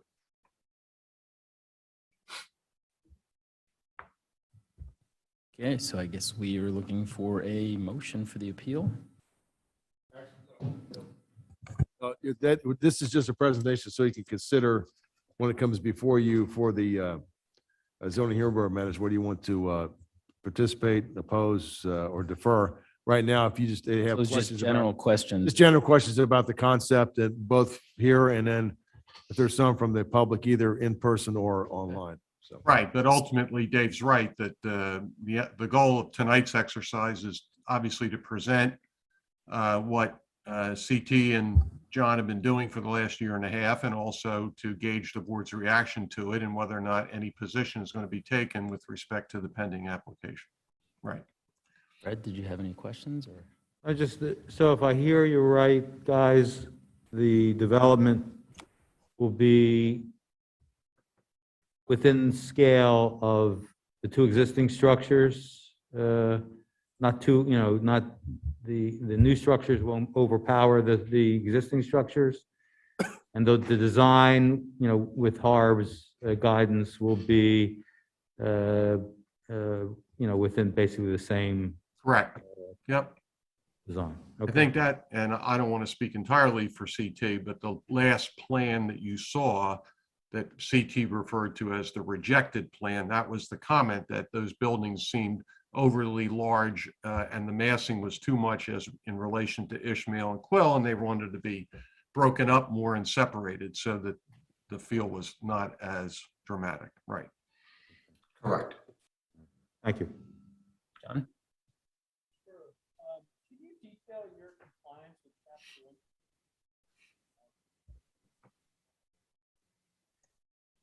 Somebody asked a question. I couldn't hear it. Can you hear me now? Okay.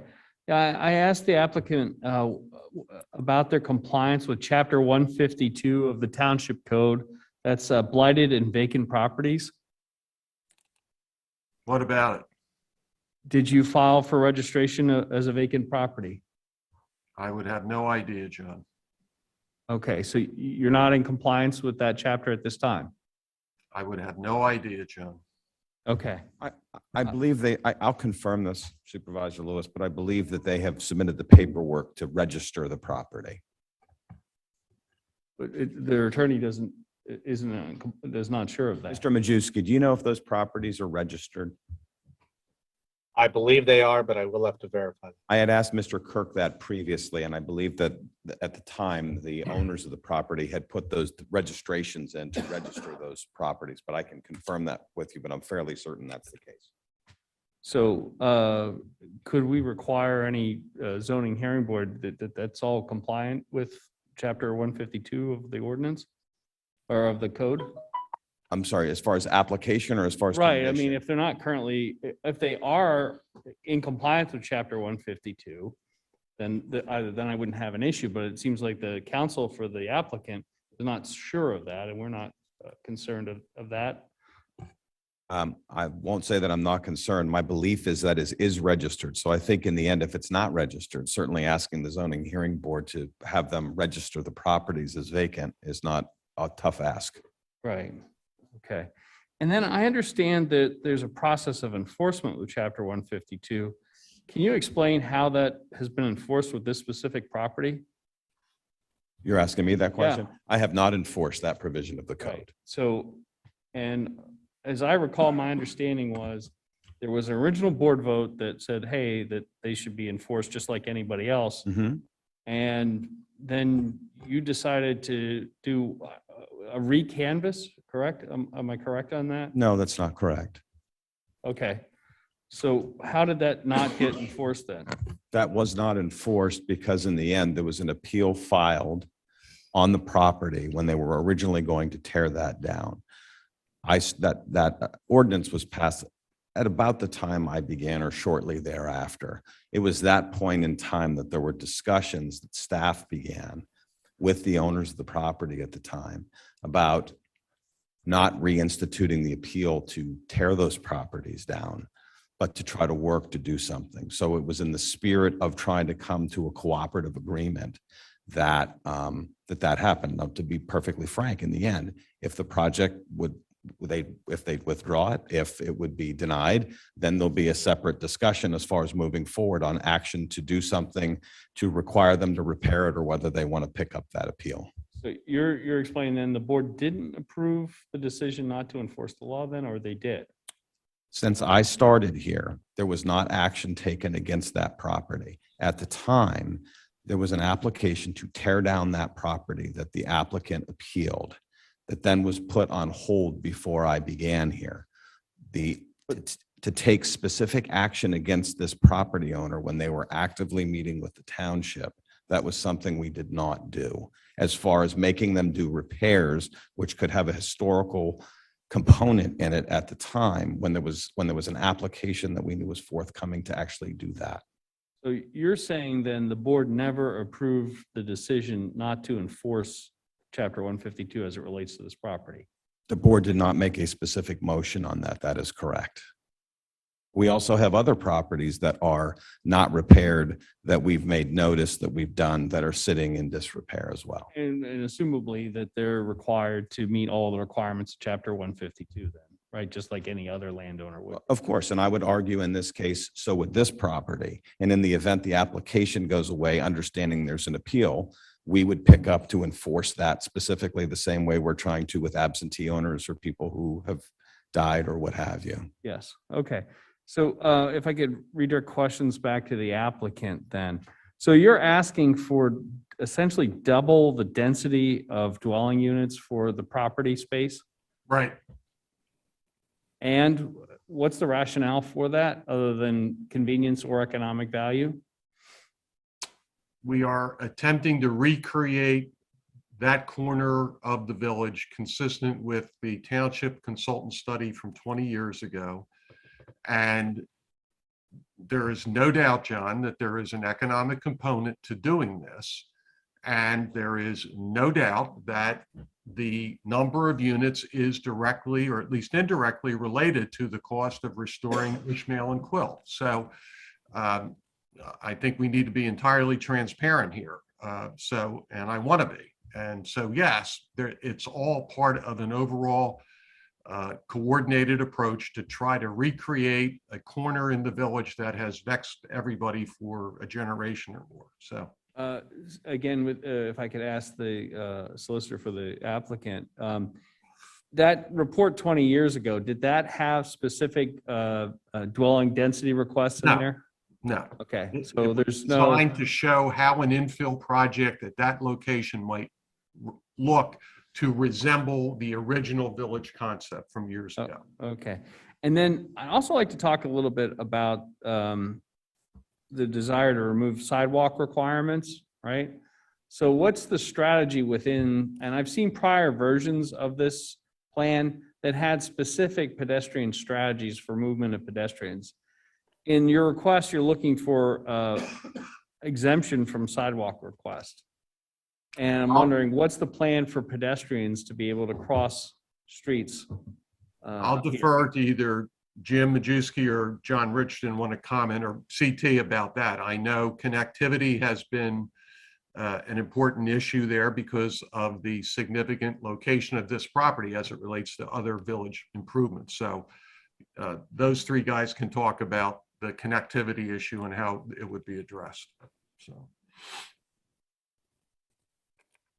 My understanding was that the goal for omitting the sidewalks in this area was there's a fairly decent sized gap between this and anything heading to the north. And the aesthetic aspects of it was to try to keep it as residential as possible by eliminating the sidewalks. Primarily along Langhorne Yardley, we are providing sidewalks along Edgewood Road. But by eliminating the sidewalks along Langhorne Yardley Road, it would provide additional green space area to try to foster the residential feel. But it doesn't appear, and in this version and what you've shown here, does not appear to have the same pedestrian accommodations as prior versions of this plan have had. You could pull that up again, John. Yeah, it looks like on the current plan, they're missing the little sidewalk from where their parking lot is over to the property next door, which they need to have going across the property where the chapel is to access the parking area at Veterans Square. And then ultimately, we're going to Can you have to pull the work with plan our up, traffic John? engineers to figure out how to actually get across the road in the most safe and efficient manner, whether it's through a mid-block crossing further up at Veterans Square, which has been discussed in the past, or whether to have a crossing right there at the intersection with the house at the point. And you could see on the right-hand side of the parking driveway that there's a little piece of sidewalk missing. That will need to be done. The variance they're requesting is to not provide the sidewalk along Yardley Langhorne. There is a 600-foot gap in the sidewalk. Currently, the sidewalk only goes up to the easternmost entrance of the CVS along the property. So prior versions had, I remember prior versions having pedestrian-friendly access to points south of it. I don't recall anything specifically to points north, but how would somebody cross the road if they wanted to go, I believe across the street is the skate shop, for example. How would they be able to get across the road for that? That's something they need to work out with the traffic engineer, the planning commission. Yet Langhorne Yardley is a PennDOT road that would also require PennDOT's input. And that's something that the variance would not grant them relief from. Right. So just in terms of, I know this is a chance for us to ask questions and provide feedback. I would have real issues with any plan that doesn't have protections for pedestrians and a structure that allows them to move freely between neighboring parcels of land. And I would look on that very harshly if those issues weren't resolved in a way that was explainable to residents going forward. Also, I'm not sure that the density is required other than just for economic convenience. And I have questions about the parking element. Your interest is in getting supplemental spaces. Where is that from? You're asking for additional parking. Where are you getting that from? From the Veterans Memorial. If you can blow up the plan, John, we can refer to that. Right. So that land is owned by the township, correct? At this point. Right. Is your intent to provide a lease payment to the township for use of that land as parking? Yeah. Okay. Do you have a rough idea of what you're talking about? Nope. Haven't got Okay. that far. Haven't got that far. Okay. That's because we don't have that in any of the plans or anything that was provided. Nope. I think that's all for now. You're getting a sense of where I'm coming from, both process. I've seen better versions of this in past, so which is why hopefully when we get to something that includes some of the elements that you had previously shown. So that's my general feedback at this time. Thanks.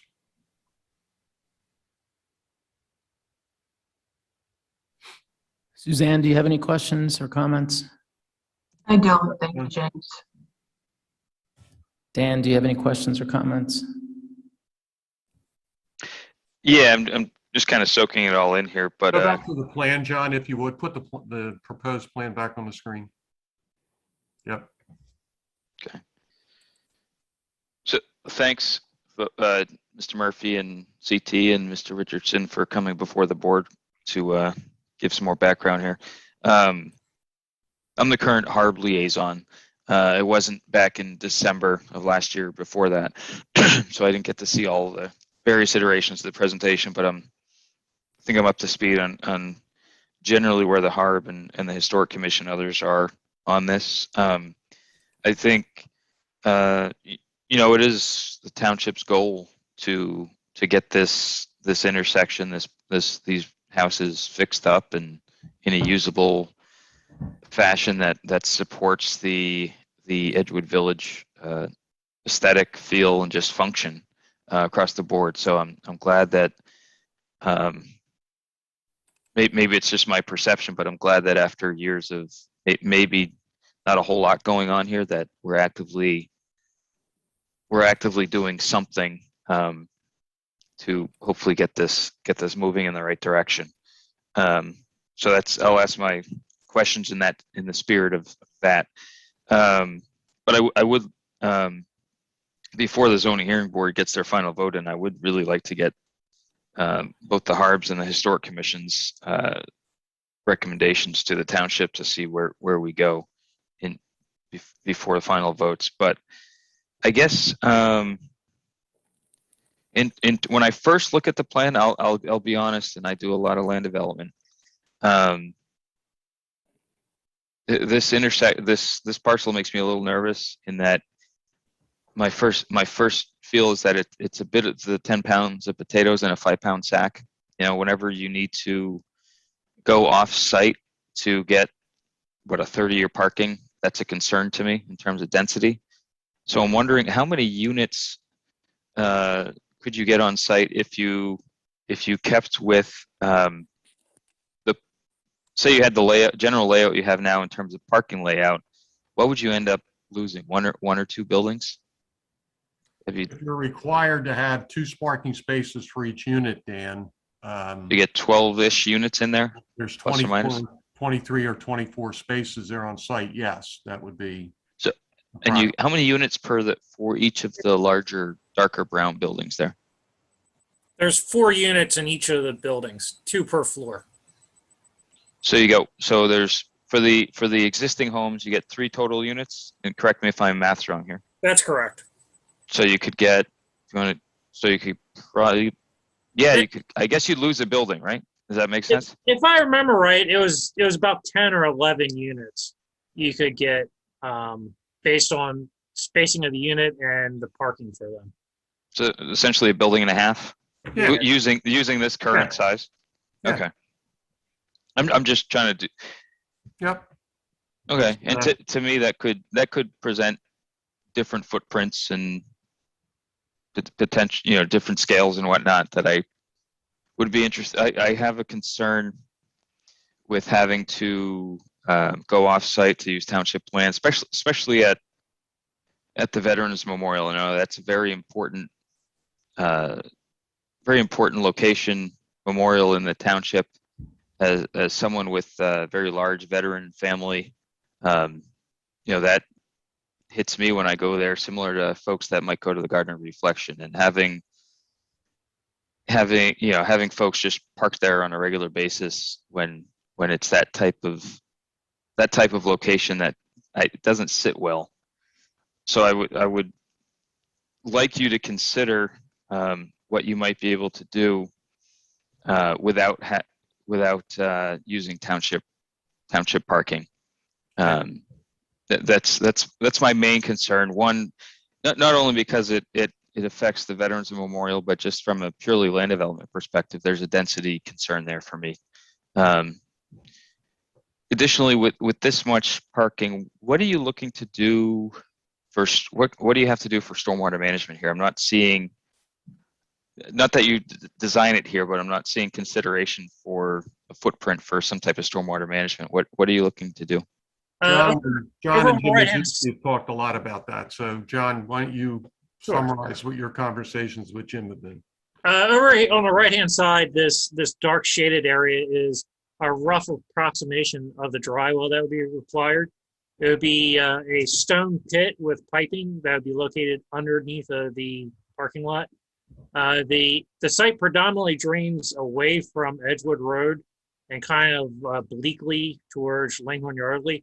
So our plan would be to collect most of the impervious, if not all the impervious on the site, and a good portion of the pervious area, get it into the dry well, infiltrate what we can, and discharge larger storms via piping down to Langhorne Yardley and then along Langhorne Yardley down to where it would collect naturally anyway, which is down by the CVS. That's kind of like the collection point of the area. So where would you discharge ultimately? Over by the CVS? Correct. Jim, would that be an off-site impact to the CVS system? Actually, when they did the CVS system, they oversized it to include the area all the way down to the point, that entire triangle, so that it was sized to handle all of the runoff from this area. Do we maintain that now? Does the township or does CVS have to? CVS has a basin, and then we have another basin that's next to it. I know in the past we've discussed maybe combining those two basins just out of convenience and sort of help out stormwater issues in that area. But I believe it would go into the CVS basin, and the CVS basin discharges into the township basin, and then under Yardley Langhorne Road and out down through the Patterson Farm. Do those basins meet current water quantity and quality criteria, or do they predate the more recent regulations? They predate water quality. Okay, so they'd have to be. With this new input, would they have to be rebuilt or redesigned to accommodate water quality? The idea of the dry well on our site would be so we could handle that aspect on site.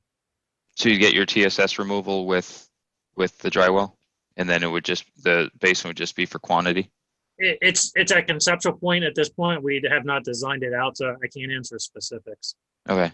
And the reason I'm asking like that is because, like I said, that the proverbial 10 pounds in the 5-pound sack, that's the more you have to deal with stormwater, the bigger footprint you have for non-residences, non-money making things there. So I want to make sure that we have space to do that. We're not doing too much off-site.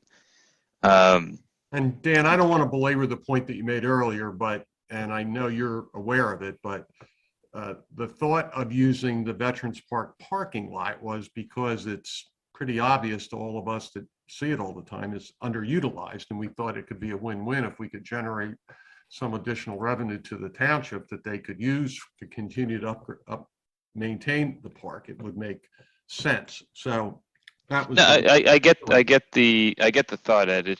Okay. It's just a personal feeling about the park. I get what you're saying though.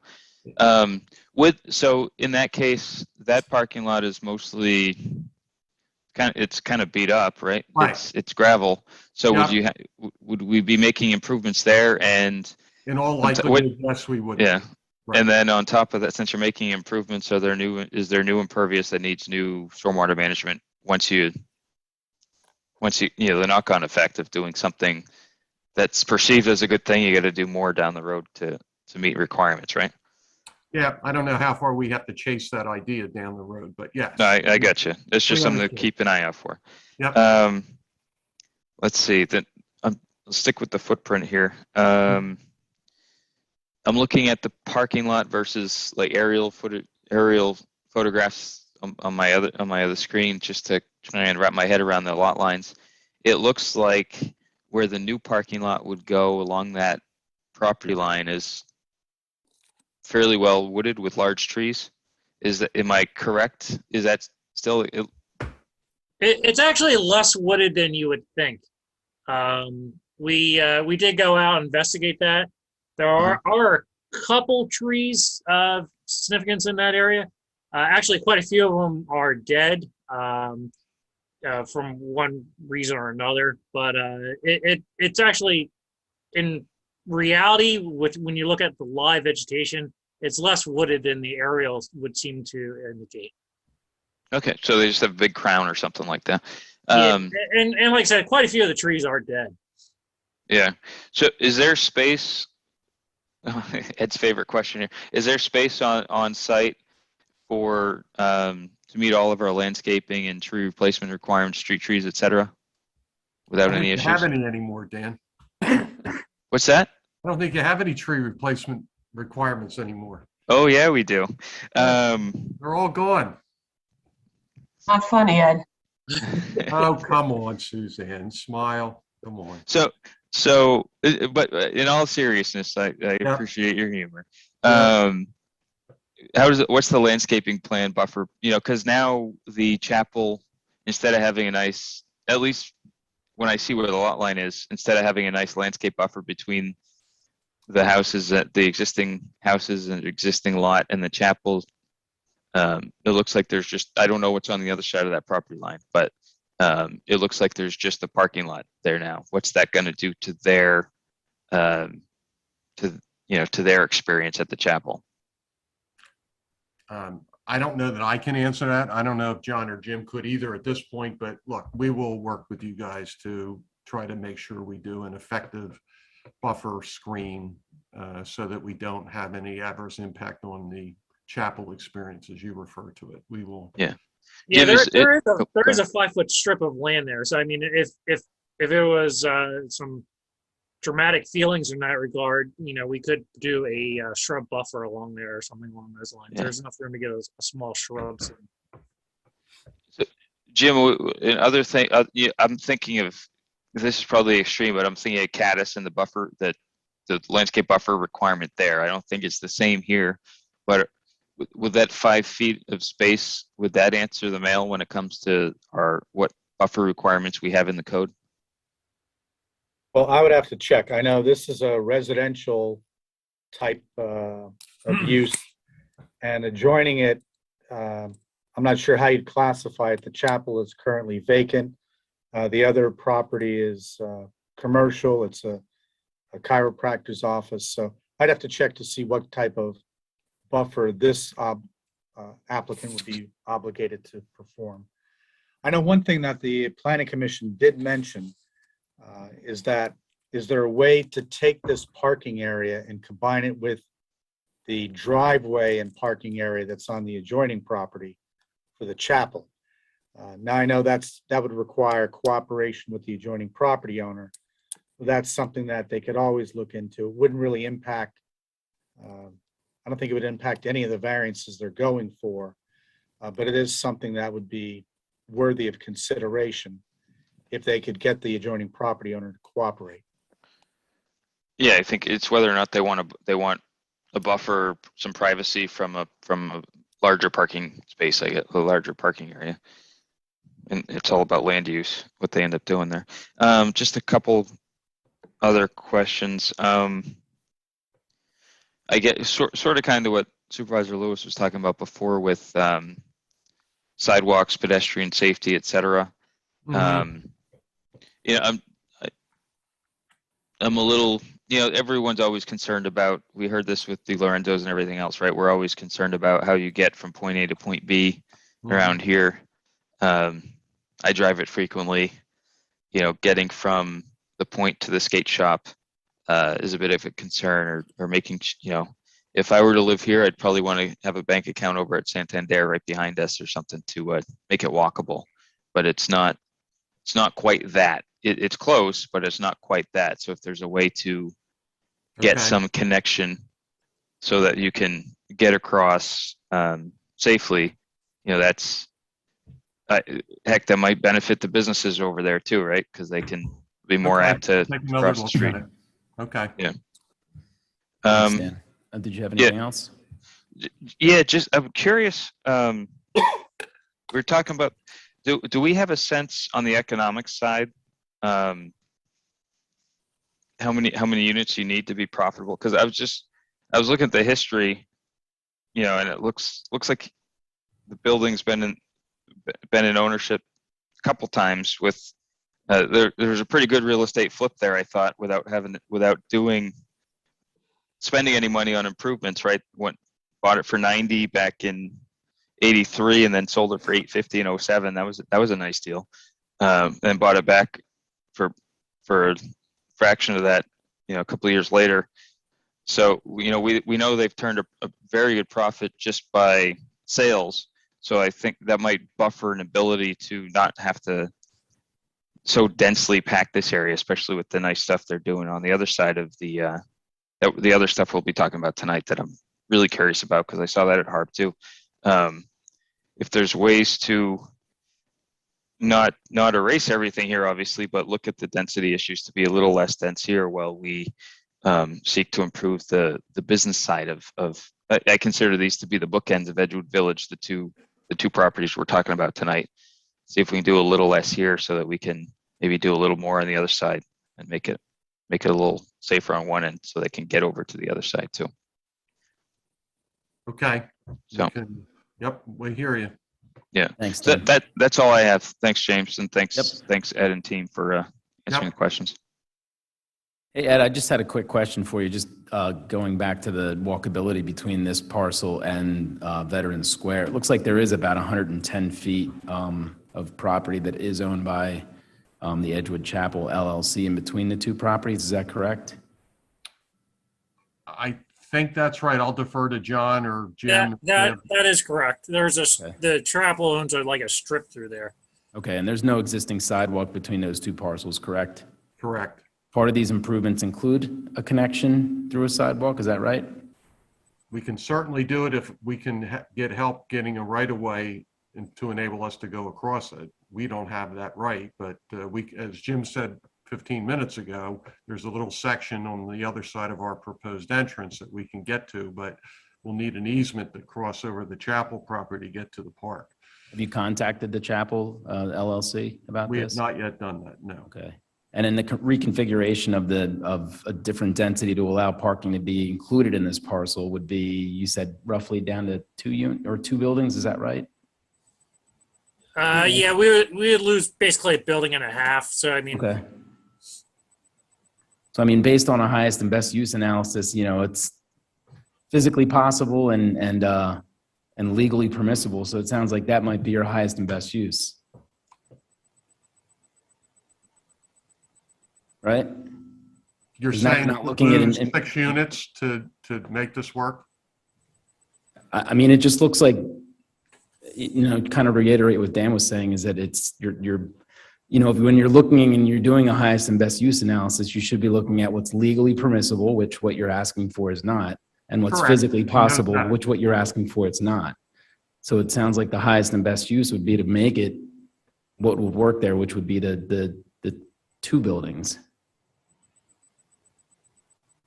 Okay, we hear you. I don't think that is something that the Troilers would entertain, but I hear what you're saying. Okay. Anybody in the audience, public comment? We have somebody on the phone, I believe. Yep, we'll bring in Brian now. Okay.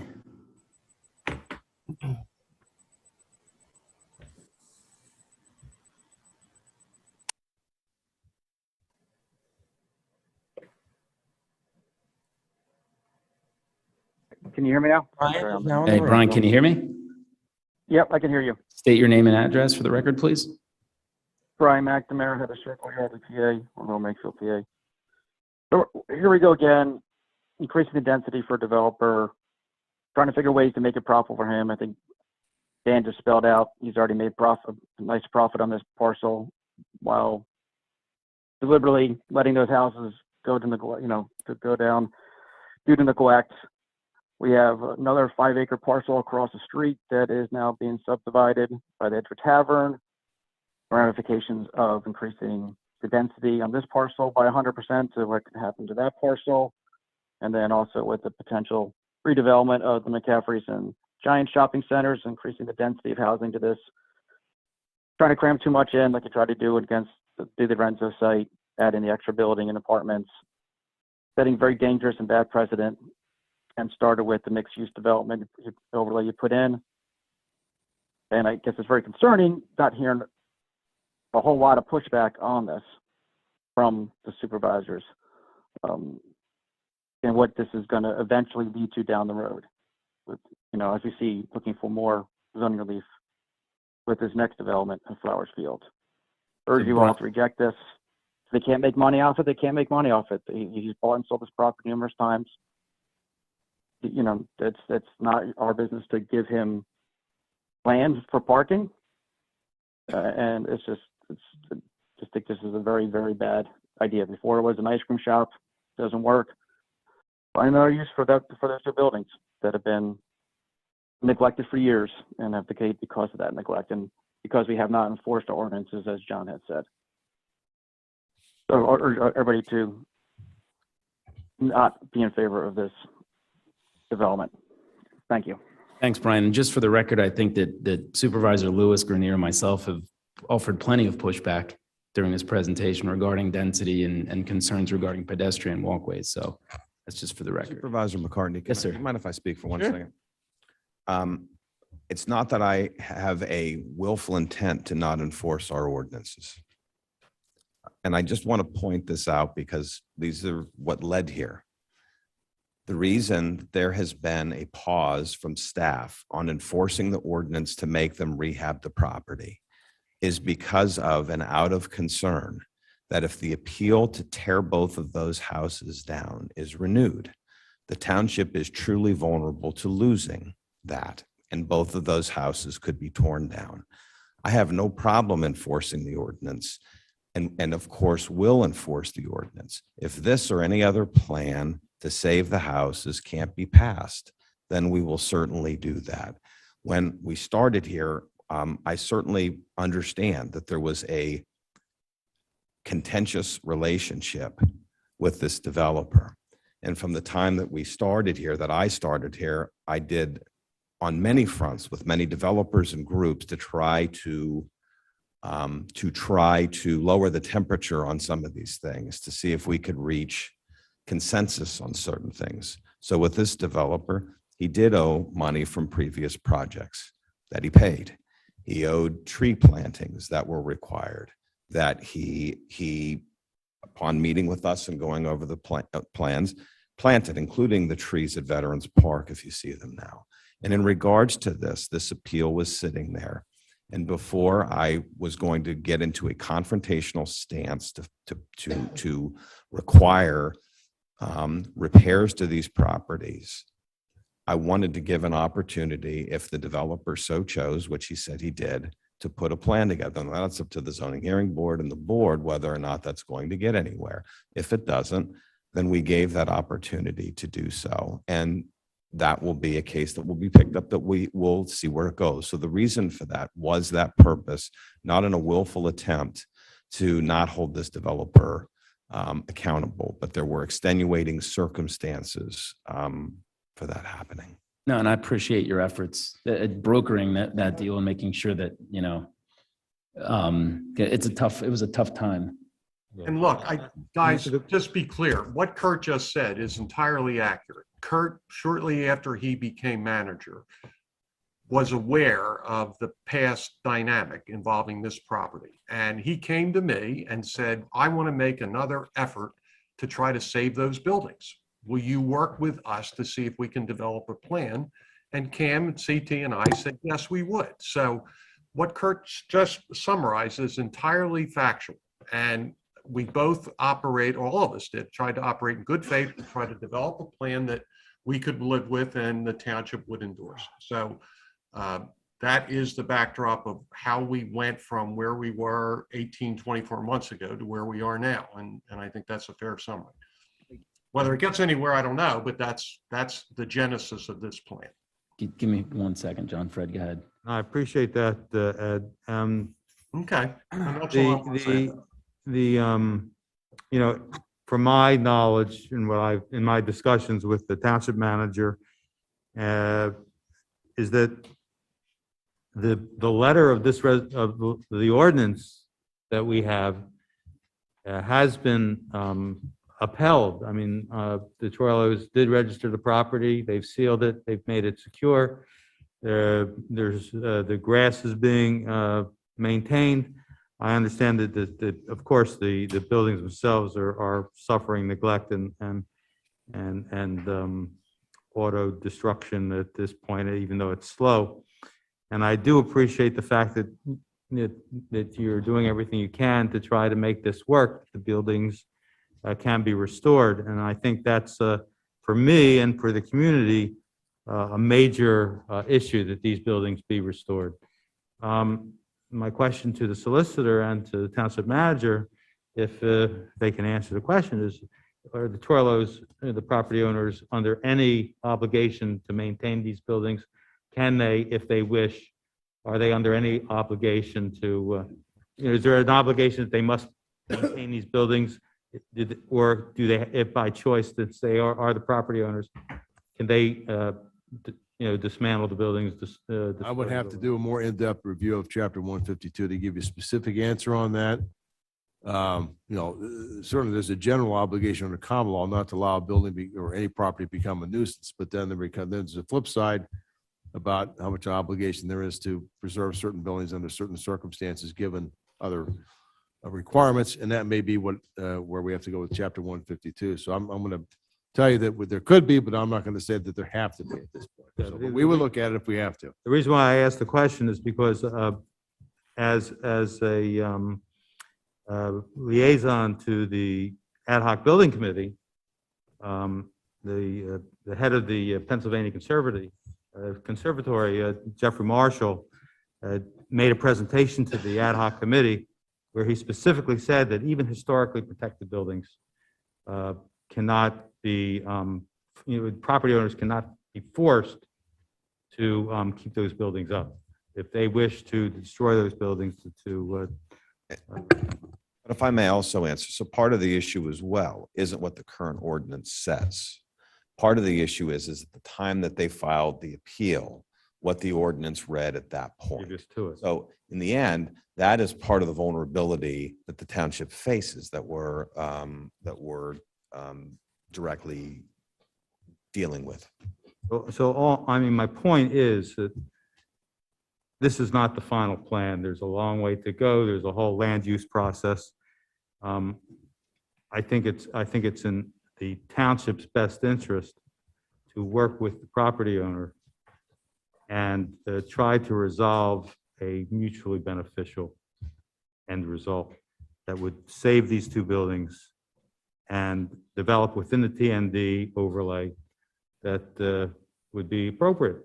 And I think this is just the beginning. And I look forward to seeing a final, after a series of give and takes and committee actions, that we may come up with something. I hope we do, but who knows? But to just say no to further development. I know enough about land use after 4 years of being a supervisor. The results of legal actions, just for proving a point, do not end well for the township. And I'm more than willing to work with the developer and see what comes up. I mean, if it doesn't work out, then we have to deal with that. But working in cooperation instead of as an adverse party, I don't think makes a lot of sense to me. But like I said, I'm just one of five. Thank you, Fred. John, I'll give you the last word. Yeah, and again, I'd like to revisit some of the history before this so that people have a good understanding. The developers previously sued the township, right, for money on things in the past. The developer was in arrears in a whole slew of fees that it owed the township. And the frustration I have here is it took the drafting of that ordinance and pushing the ordinance and pushing back to bring the developer to the table. And I'm happy the developer is here and we're willing to talk. And I'm not saying no, right? But I'm also not conceding points that don't necessarily need to be conceded.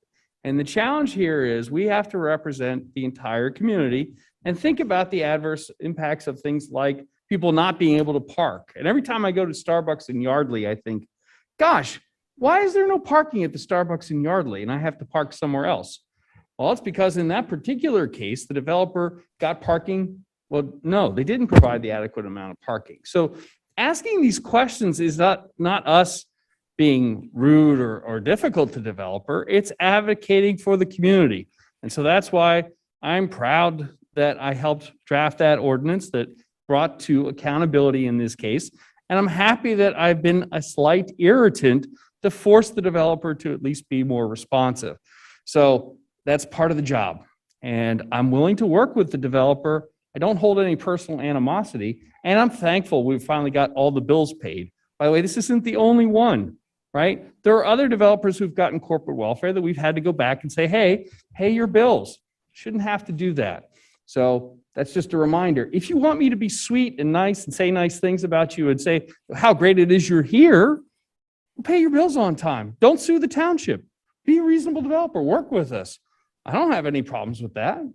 You know, those are, I think, are my reasonable stuff. So if just for developers out there, if you're thinking of developing in Lower Makefield, really, really simple here. Just be upfront, pay your bills on time. Don't ask for every handout or every wheedle, every possible angle you can get, and then threaten to sue us. That doesn't make us happy, or some of us happy. Some other folks, who knows? But that will be hopefully the final word on this matter. Thank you so much, John. I appreciate it. I know that some of the supervisors maybe had some questions about Flowers Field as well. Hold on, let's hold on. Did you want to jump in on? Do you want to see if there's public comment about this? I think we did. Brian Oh, was that- McNamara. I'm sorry, was that it? Yeah, I believe so. That's no, okay. we have more public comment for this. Oh, good. We have Stephen on the line. Oh, we do have Stephen on the line. Okay, Stephen.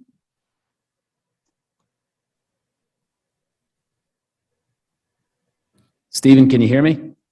Yes, How are you, sir? I'm very well. Thank you for letting me have a part of this discussion. Sure. I certainly appreciate all of what is being discussed tonight, and I certainly commend CJ Troilo that he's here. Can I interrupt you for and 1 making second? an effort. I just need to interrupt you for 1 second. Can you give your full name and address for the record? Certainly, for the record. Thank you. Stephen Hines, 1355 Edgewood Road, Yardley. And I'm here not only as a citizen, but as the chairperson of the HARB.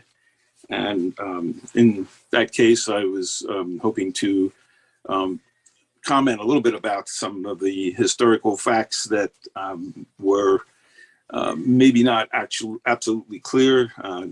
In preparing for tonight, I did review the minutes of the meeting that we had that looks to me like it led to this final version. And certainly that and Mr. Troilo's efforts and his attitude toward working with us and listening to us certainly made a big impact, and I think resulted in what we have tonight.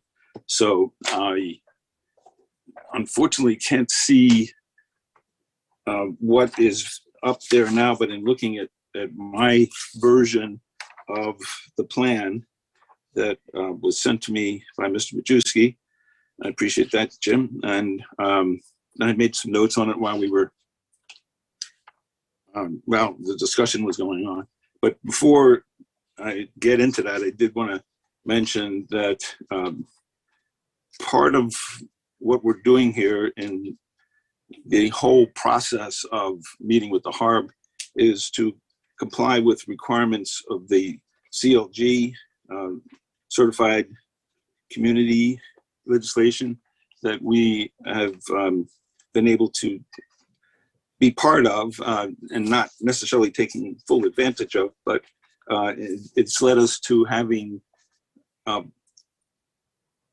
overall guidelines for the presentation of what we are going to build there, hopefully. And it had to do a lot with discussions that came up during the meeting as shown by the minutes of the May meeting.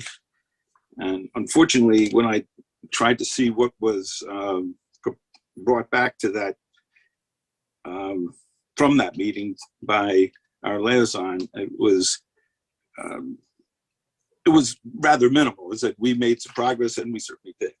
And the majority of the comments had to do with density, which has been discussed to great length tonight. And not only that, but the idea of cadence and the way things appear along the road, which was the biggest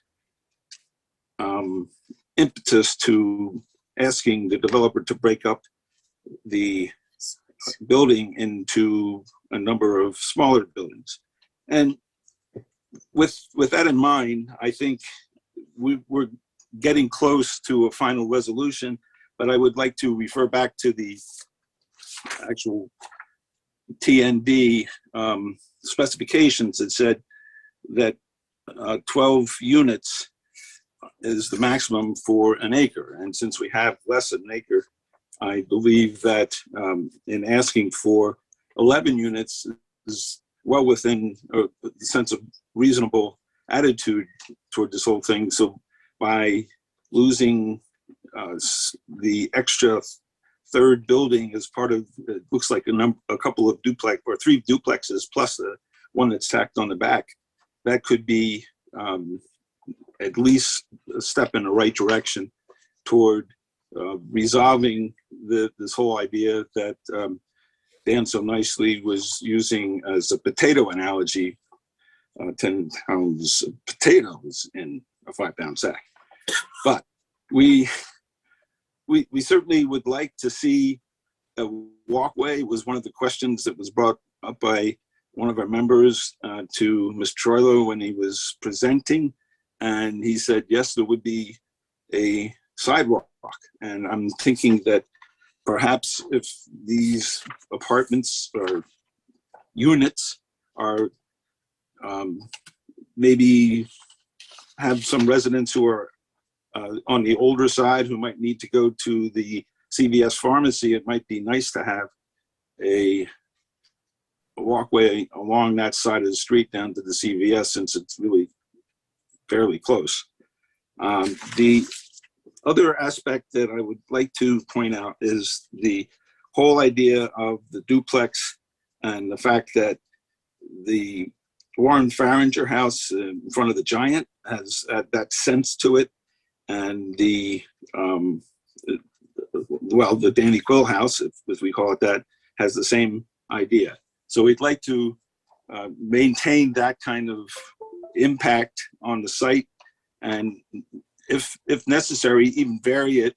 But having 2 twins and a single would be actually a little bit more in keeping. So in spite of the fact that that might reduce the availability of funding to do the maintenance on the 2 houses that are there on the site already, it seems to me that the township could certainly help out.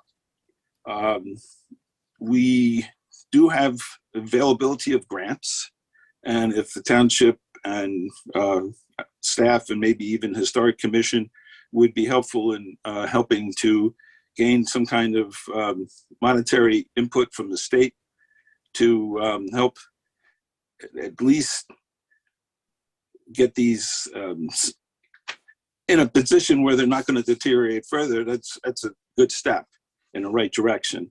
And then I think that making the whole idea of variances hinge on the fact that we ask that those buildings be brought up to at least a position where they're not a hazard to the community before we maybe even before we grant the final approval for the engineering plot that's required. So with those things in mind, and those are the limit of my notes. I just want to point out that the reason at this point, and this is the only negative I have toward the whole presentation, is and it wasn't really recognized by the developer, that the reason that these houses are in the state that is going to take such great effort to bring them up to any kind of structural solidity is that they weren't taken care of for 20 years. And I hope that argument doesn't go amiss and send the wrong ideas, because we are very happy in the direction that this process is taking now, and we hope that it can be resolved so that we can maintain our historic fabric and add to it. Thank you. Thank you, Mr. Hines. Is there any other public comment? Advisor McCartney, I have a few questions that are brief. Sure, who was that? Andrew Makefield Township engineer. Okay. I don't remember hearing about the bedroom configuration for these units. There's 17 units. What are the bedrooms for each unit?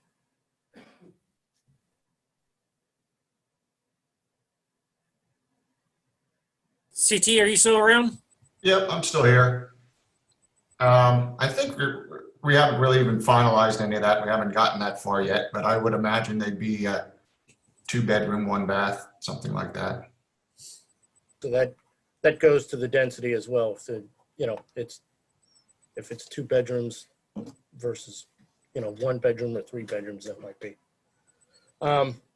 The other item is the new buildings along Langhorne Yardley Road. You're asking for a variance to move them closer to the roadway. Where would be the main entrance for those buildings? Would they be along the roadway, or would they be? No, they'd be actually accessed from the back. The roadway side would probably give the appearance that it was the front, but they would actually be accessed from the back. So no porches along the Langhorne Yardley Road? No real porches, probably, features to give the impression of a porch, but no real porches. Okay. And this is 5 feet from the right of way? And what's the distance to the actual cartway? It varies, but if I remember right, it's about 14 feet minimum. 14 feet from the building to the cartway? Correct. Okay. I don't have that in front of me at the moment, but that's about that. And there's no, I'm assuming that you have not checked with PennDOT to see if there's any kind of planned expansion of the width of the road or anything like that. We have not yet. Okay. That's all I had.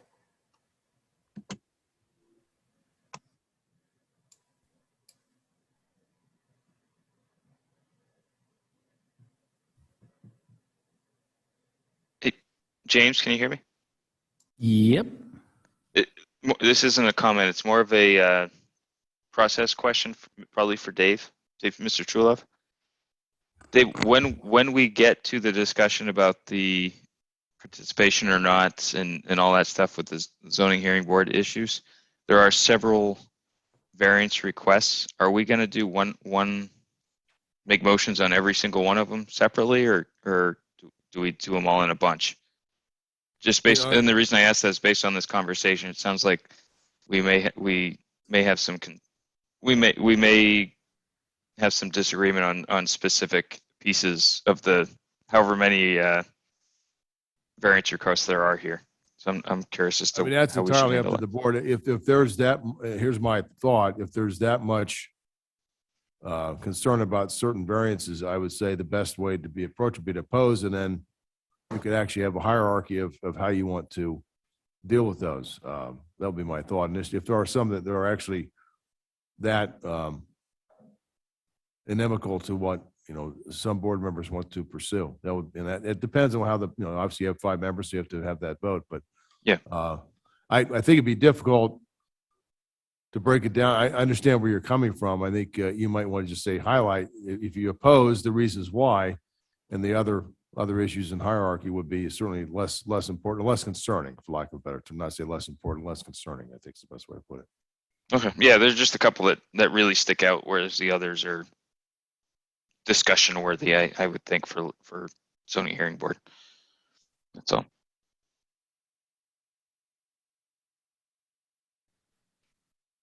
So, Mr. Murphy or Mr. Troilo or whoever, you have some other another item on the agenda that's going for the Yeah, I was zoning just say hearing that, board? Yeah. just for the record, and thank you for doing that, Mr. Grenner, because I think it's important the matter we just talked about was item E under agenda item 13, appeal number 1941. Mrs. Troilo and Mr. Murphy also have a matter, item A under 13, appeal 21-1937, which concerns property also in the TND, but it's at the other side. It's west of the location we're talking about here, would be in the area of the Flowers Field development, asking for certain types of relief. I don't know, Mr. Murphy, are you prepared just to give a brief overview of what? Yeah. That, because I think that, just for to orient everybody, that's the property at the west side of Stony Hill Road and north of Langhorne Yardley Road, adjacent to Heston Hall. Yeah. Several months ago, I believe there was a lot line change to permit different pads to be developed along Langhorne Yardley Road, and I think there's also some open areas along Stony Hill Road. And I don't want to steal your thunder, but I suspect that some of what the relief you're requesting may involve some of those properties that we're talking about. I'll go back a little bit, Dave, and we'll try to make this quick given the hour. But okay, thanks. As I think board members know, most were not on the board then, but 10 years ago, the Flowers Fields project that's on the screen was approved, and it was a mixed-use development, including an internal residential component, and around the perimeter of the site on Langhorne Yardley and Stony Hill, there were a combination of commercial, office, and a restaurant proposed. At the time of the approval, there was 51,000 square feet of office space approved, 6,500 square foot restaurant at the corner, and then 12 apartment units. In the intervening 10 years, as we all know, the residential piece was finally developed and I think largely complete now. And none of the perimeter non-residential space has yet been developed.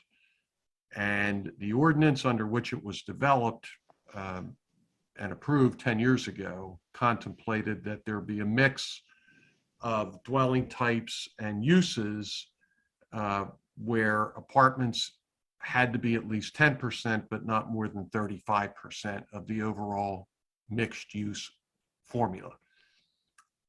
Because in the intervening 10 years, no one's been able to lease the office or anything else, the thought was to reallocate the space and reduce the office space from 51,000 to 30,800, increase the restaurant space from 6,500 to 10,000 square feet, and increase the total number of apartments from 12 to 30. And the singular variance that would be associated with that request would be increasing the number of residential from 12 to 30 increases the percentage to 38.5%, which is 3.5% more than the 35%. The configuration as on the original plan, as you see it, is not going to change. All the building locations, sizing, and everything else remains the same. So we're asking to reallocate the spaces I've just described it, and the one variance would be to go from 35 to 38.5. So that's it. Thank you. I don't know if there's any board questions or comments on that. I didn't have any, Brett or John. Dan, Not if you have a public comment either in the room. Yeah. any public comment in the room? James, can I ask a quick question? Sorry, Dan, I'm Sure, sorry. Dan, go No, ahead. no, I'm sure you can't see me with everything else on the screen. Mr. Murphy, I've had the benefit of seeing a couple of the renderings that Mr. Troilo presented to the HARB fairly recently. I was curious if you had any of those available for the board to see, because I think these plans in black and white are okay, but the renderings definitely tell a good story. I'll defer to CT on that, Dan. Okay. And I know that they didn't seem to be finished last time I saw them. There were a couple different options that you were looking at, but Yeah, unfortunately, I don't have them tonight. okay. I'll say if you don't mind, I'll say that there were some really interesting design elements, different couple. Oh, okay. Sorry, I thought someone was talking. And a couple different, I'll say layouts, but a couple different designs you were looking at that were generally I'll say generally not as a negative, just as a general comment, that they generally seem to be sticking in line with the historic structures that were out there, and could present a few unique business opportunities, I'll say dining opportunities in the township in Edgewood Village. So I'm very curious to see where that goes here. I don't know if there's anything you wanted to add to that, but. Thank you. Well, we're working on that. It's still a work in progress, but we're going in that direction that you saw.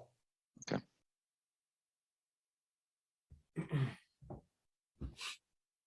Any public comment regarding this? We have a caller back in. Yep, we'll bring Brian right in.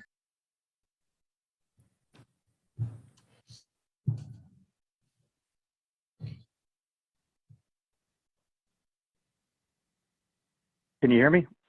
Yes, name and address for the record, please. Yep, Brian McNamara again, Lower Makefield. So we're not dealing with this particular developer just in a bottle. He's got these two projects here. He's looking to rezone land by Kohl's for public storage that came up last year. So I appreciate working with somebody and somebody working with us, but working with the township to give the township some benefits here would just keep increasing the density of what he has. I mean, and this whole mixed use for the Flowers Field development was pretty much designed and probably written by him like other zoning ordinances have been in the township. And now they just want to keep on adding and moving it. And as far as having leverage, this developer sued the township. He's got other properties he wants rezoned in the township. We're the ones who have leverage over him. And if we can come to a conclusion that it actually helps the township more, then it should be a give and take in that regard. Not doubling density, increasing more density here. We saw over Marazzo's, you gave them what could have been, it was supposed to be 2 units in that, 12 units on that property, constantly rezoning, constantly adding higher and higher density. And I don't know where it actually starts to benefit the township here. So you guys keep on rezoning and keep on changing zonings. And I just don't see what the benefit for the township actually comes in, adding more apartments to this. Alpha space brings in more revenue than apartments to the township. I just don't see why we're constantly doing this. And then here we are again, dealing with this developer who, let those units go to the state there and through neglect. So it's been longer than the 4 years Kurt's been there. That's been going on for decades. And it's great to work and get something done amenable, but to constantly giving more zoning and more density. Once you set the zoning, why even have it, at this point? If it just Brian, just for the record, I think during the last point, which was the point presentation, you stated that, that your opposition of it. So just for the record, you're now saying that you wouldn't be in favor of a 38.5 apartment dwelling ratio where 35 is otherwise permitted because of the overall picture with this developer? Is that what you're trying to communicate? The overall picture with the developer, the overall picture in the village itself, because we all know, McCaffrey's and Giant are talking about knocking down their shopping centers and rebuilding.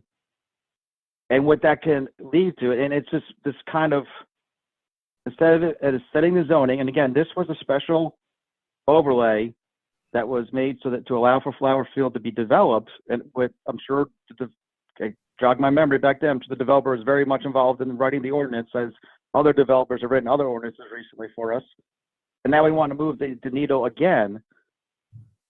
So where does the township then say, no, this is the ordinance? You were involved in writing it. No, that you can build what it is zoning for. Everybody has the right to build the land at its zone for, but we keep on moving this needle. And I have not yet to see the benefit to the township on this. And I hear you. I think from it's two apartments at the end of the world there. No, but I mean, what it's going to mean to then when the next developer, because we know 40 acres is going to be redeveloped, or very much likely redeveloped as the center of the village, the whole reason there is supposedly a village. And how does that get redone? Just from a zoning hearing standpoint, just so you understand, each case stands on its own. So the fact that they're both the same applicant doesn't necessarily mean that, we're looking at them as a combined effort. I think that, when we had the discussion around the point presentation, you heard 3 supervisors that were, ultimately concerned as far as, what they were trying to do there. I think this is a separate issue where you're looking for somebody that's asking for a 3.5% increase on dwelling ratio. So, while I hear you as far as the overall picture, I think we have to look at it from a pragmatic standpoint and as individual, zoning relief, not as a whole as a developer coming in and asking for different variances in different locations. Did you want to your point, James, though, we have used this tactic, in the past with Toll Brothers, making them fix up some of their sites in Yardley Hunt that need to be fixed up, and withholding permits being at the Regency. So the township has used that before. We look at the developer treating the township in good faith, and when they haven't, we don't need to go bend over backwards for them. They are asking for something more than they can rightly get by zoning. They're not allowed to get this. So we are giving them an added benefit. So if we're going to give them something, we should get something back as the township. It's not always just give to them, give to them, give to them. And yeah, is a couple extra apartments the end of the world here? No, maybe not, but it's the bigger picture of then when the next developer comes and asks for it. Edgewood Tavern they subdivided the 5 acres. If they come in and say, we want twice to double the density, they can get 100 apartments on that parcel. And I know you guys push back a little bit, but not overall. And that's the overall problem, is this infill and this density. There were never more than 2 houses on that piece of property ever in the history of Lower Makefield. So it's not like recreating or restoring something there that was previously there historically, which I would then kind of understand. We're putting stuff there that's never been there historically. Okay. All right. I hear you. I appreciate the call. I think Supervisor Weiss wanted to add something. Thanks, Brian. Thank you. Sure. Go ahead. Yeah, but it's, I have some questions with this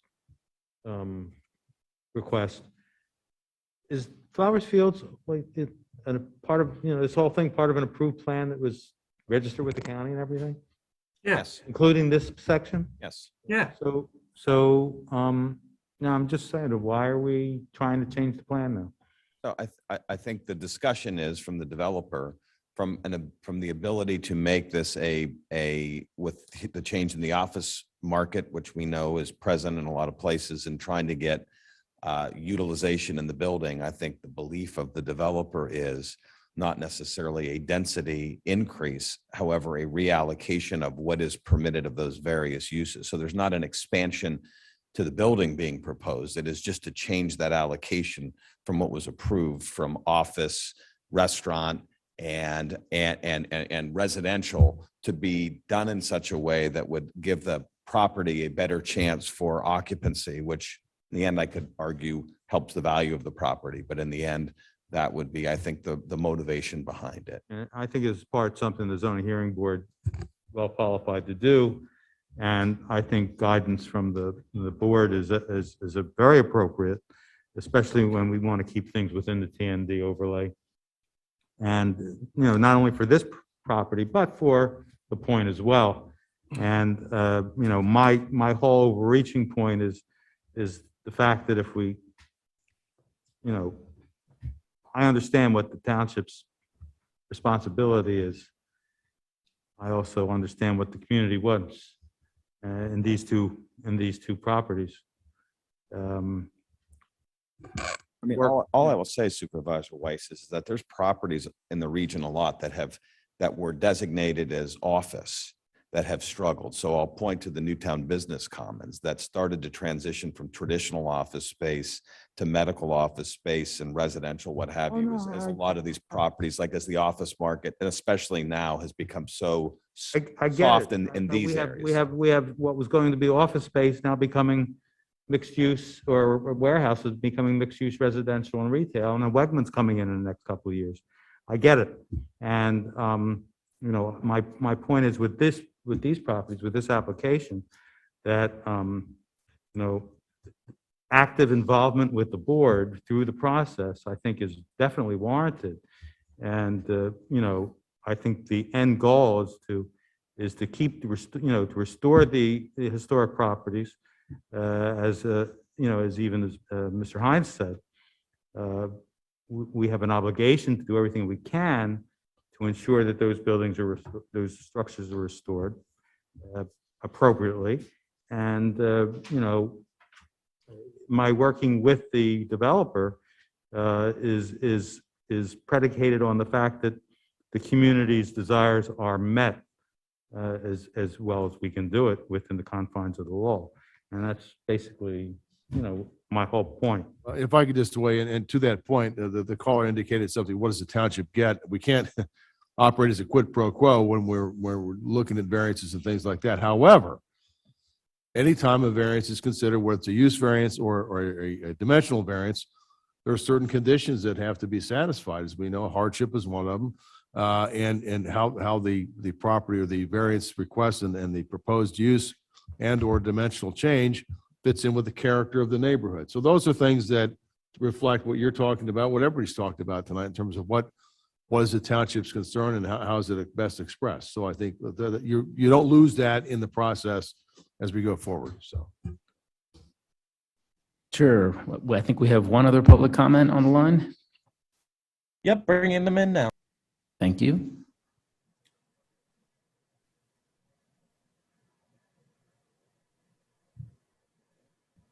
Michelle is now in the room. Thank you. Yes, Michelle, can you hear? hi. Hi, state your name and Yes, address for the record, please. Sure. My name is Michelle Anthony, and I'm at 1841 Windflower Lane in the Flowers Field development. So I just kind of missed the beginning, and I apologize for that. I wanted to clearly understand the difference in the number of apartments that this variance would mean.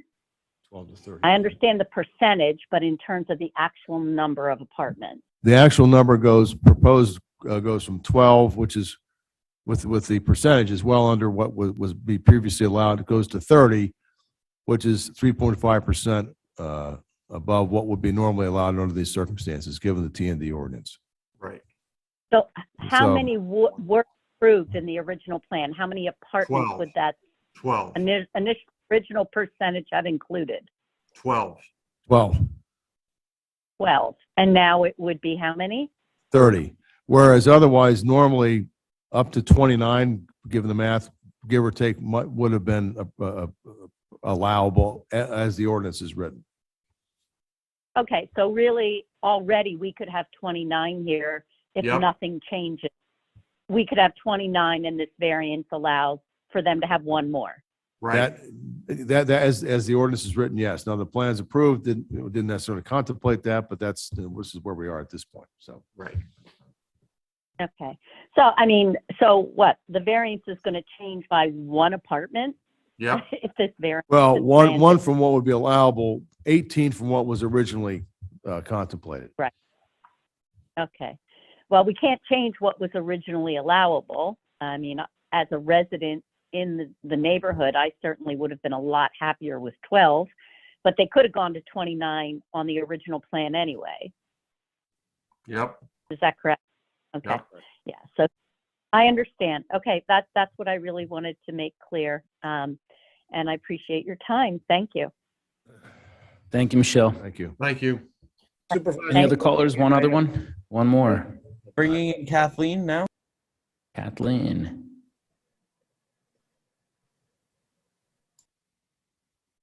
Kathleen, you're now in the room.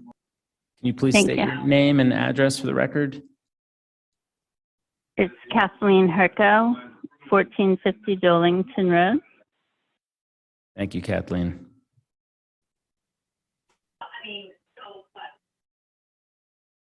Oh, you dropped out. Oh, I'm not there. There you go. Do you want to make a comment on this? Yes. Sure, go ahead. Hello? Yep, can you hear me? Yeah, who am I speaking to? This is James. Oh, hi, James. I'm sorry. Hey. This is Kathleen Herco. I just wanted to make a comment on the doctor that owns the property and the chapel. He's Ernest Semino, and he's a plastic surgeon. He's not a chiropractor, but he's very supportive of historic preservation.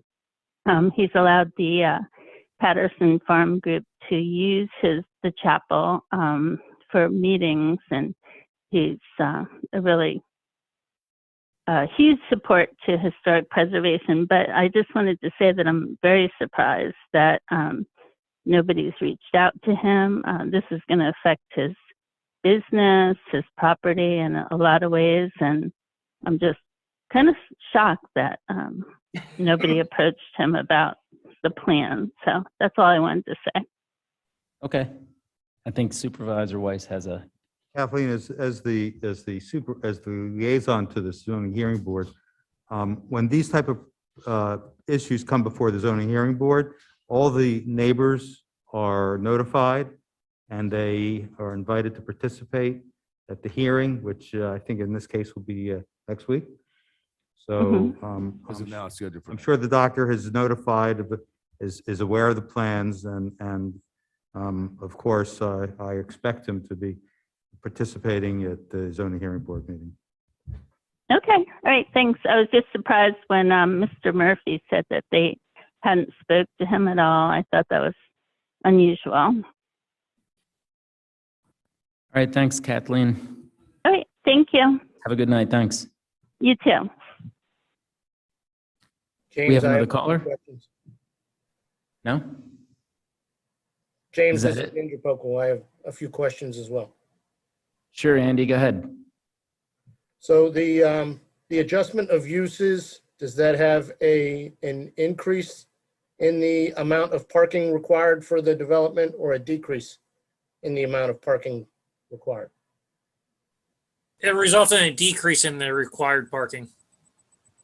So is there a potential for eliminating some parking spaces and adding No. green space? Nope, we're going to keep all the parking so that the property would be now overparked from what the ordinance would require. Okay. That's all I have. Was that it, Andy?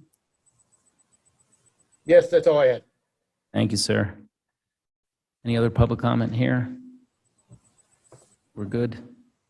So Dave, I guess we need to, Let me see if I can reorient everybody here. As used to say in Wrigley Field when I was a kid, let's get your pencils and scorecards ready.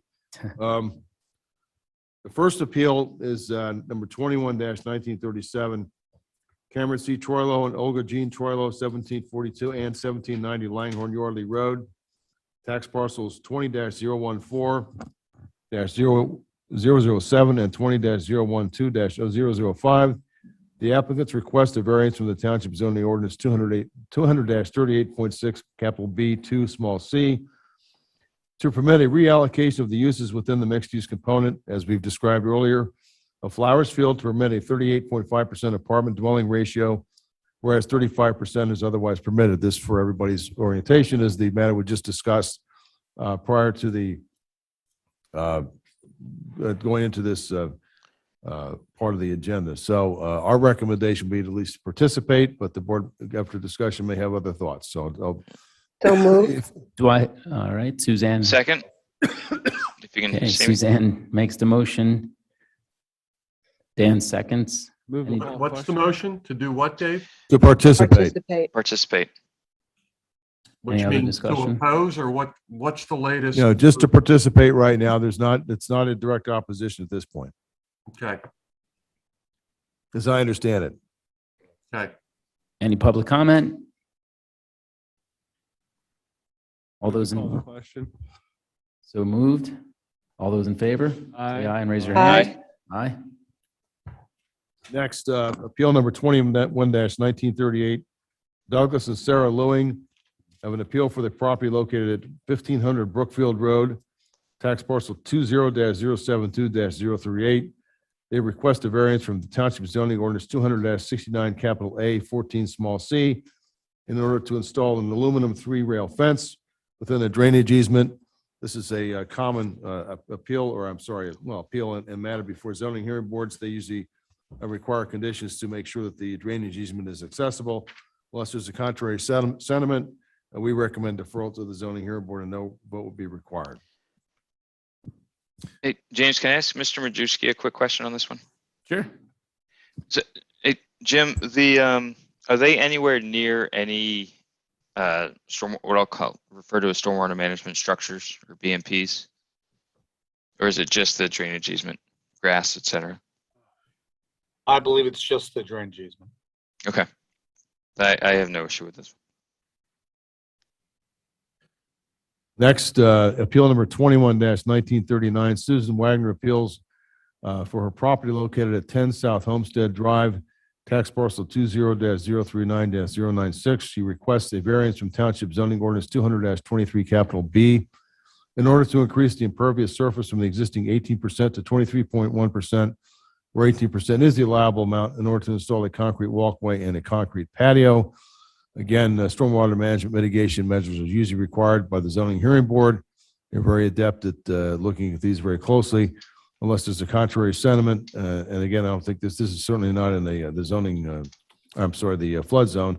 So we recommend deferral unless there's a contrary sentiment by the board. Hearing none, moving to item D, appeal 21-1940. William Shetler appeals for the property located at 1339 Lexington Drive, tax parcel 20-058-142. He requests a variance from Township zoning ordinance 200-23B, the same one as the prior application, to increase the impervious surface from the existing 18.5% to 21.5%, where 18% is the allowable amount, in order to install a cement patio and walkway. Very similar to the prior application. We make the same recommendation for deferral, understanding that the zoning hearing board is very adept at dealing with these issues, unless there's a contrary sentiment by the board.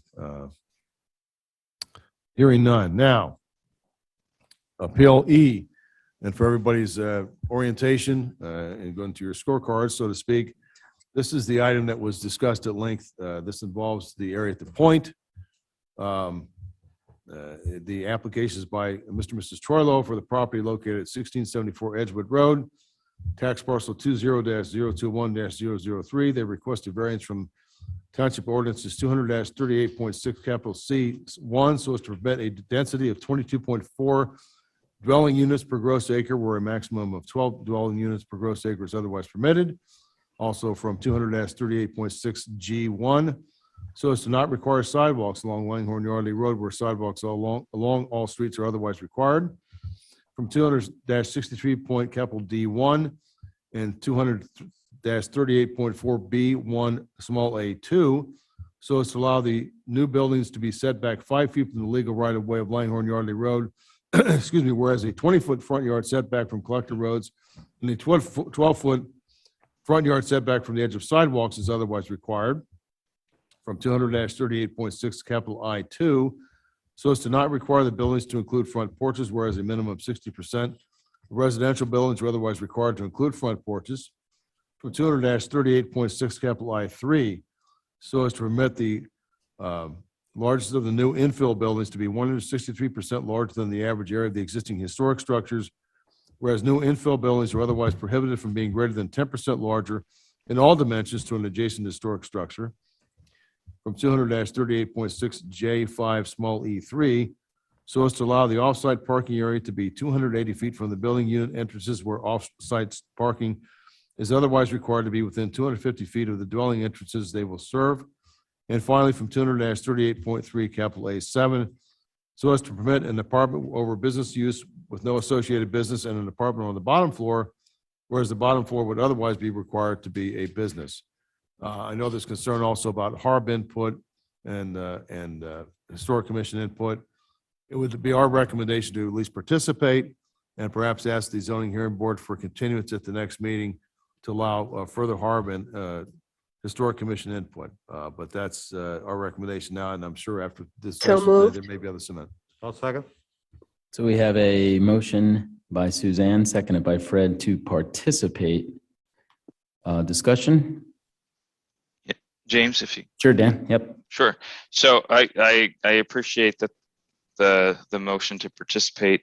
However, just based on the discussion we've had and what I feel is at least the initial input we're getting from several folks in the community and even representatives of HARB, I would personally prefer to break these up into two separate groups. One group would be to participate, and the other group would be to formally oppose. And the items that I would like to oppose are related to the questions of overdense development that also goes along with having to use offsite parking owned by the township at the Veterans Memorial.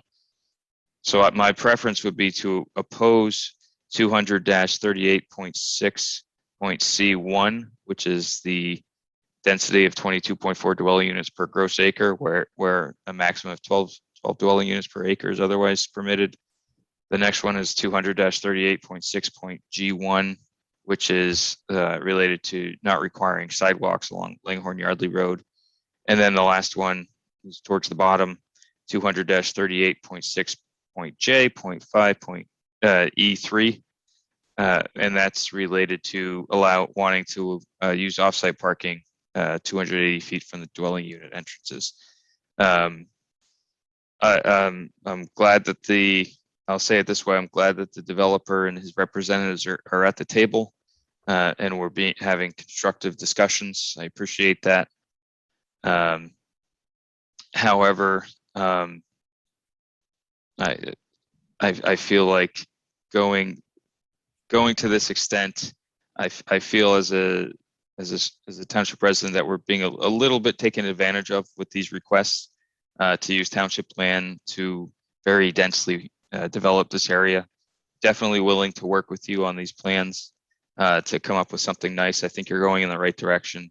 These particular items, though, I would rather strongly oppose. The other items that you have in the middle related to some of the sizes and the setbacks and the porches, I would be perfectly fine just participating, just so we can have a sort of a seat at the table is how I see participating.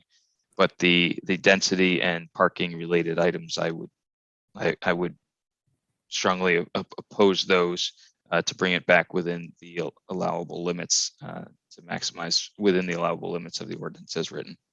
That's my personal feeling.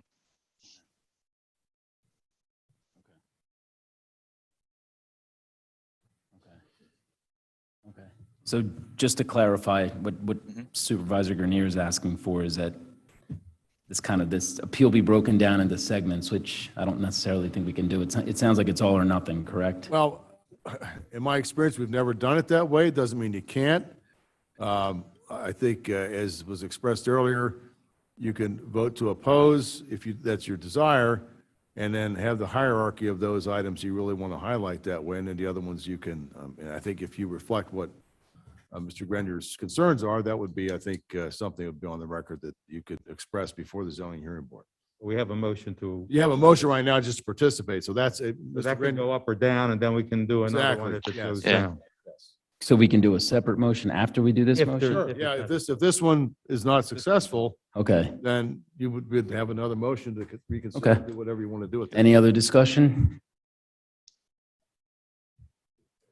Public comment?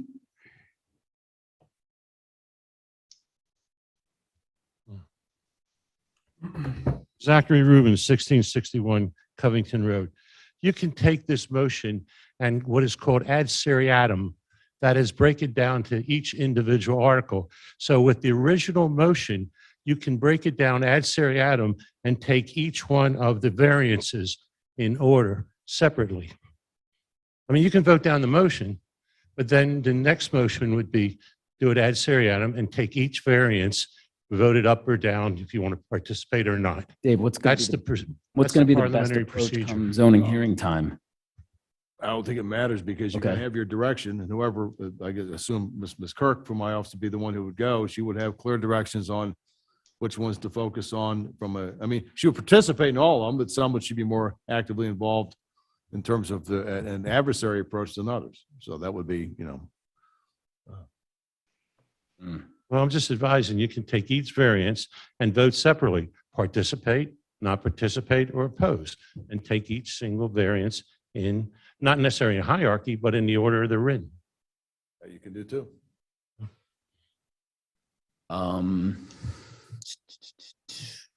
Right now, there's a motion before the Sure. board. Yeah. So Well, I think what we'll do is I'm not going to amend my motion. you're not amending the motion. So what we'll do is we will vote on the motion on the floor. Yep. So call to question. All those in favor signify by saying aye and raising your hand.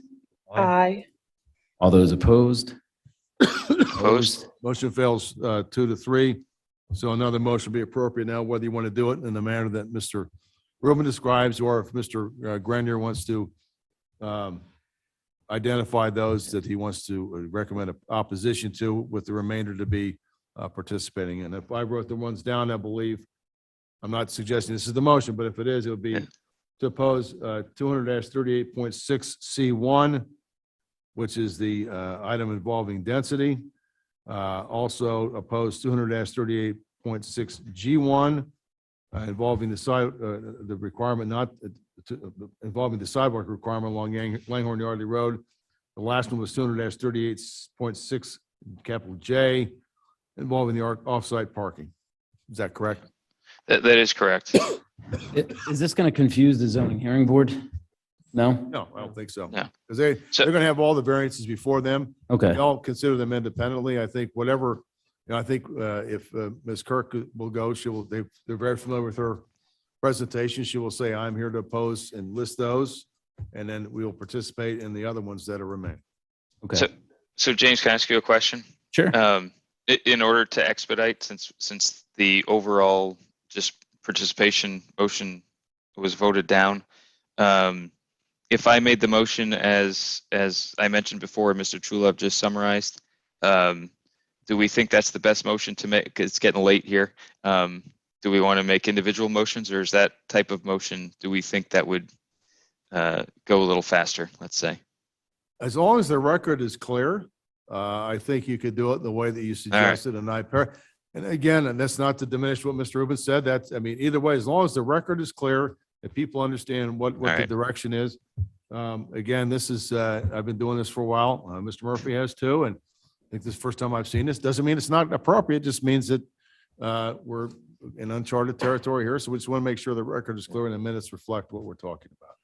Yeah, and I want to make sure that we show the zoning hearing board that we're not totally opposed to the project per se, but there's certain elements of it that we want to address more strongly. So with that, I'll roll the dice here. I want to make a motion to in item or Dan, let's I see, would appeal ask you to break them up because I suspect. individually. Just the ones that you want to oppose. Let's do those one by one. That's what I was going to do. Thank you. We're on the same page. I appreciate that. Make a motion with respect to appeal number 21-1941 to oppose variance requests associated with 200-38.6.C1, 200-38.6.G1, and 200-38.6.J5E3. Second. Any discussion? Any public comment? Nobody on the phone?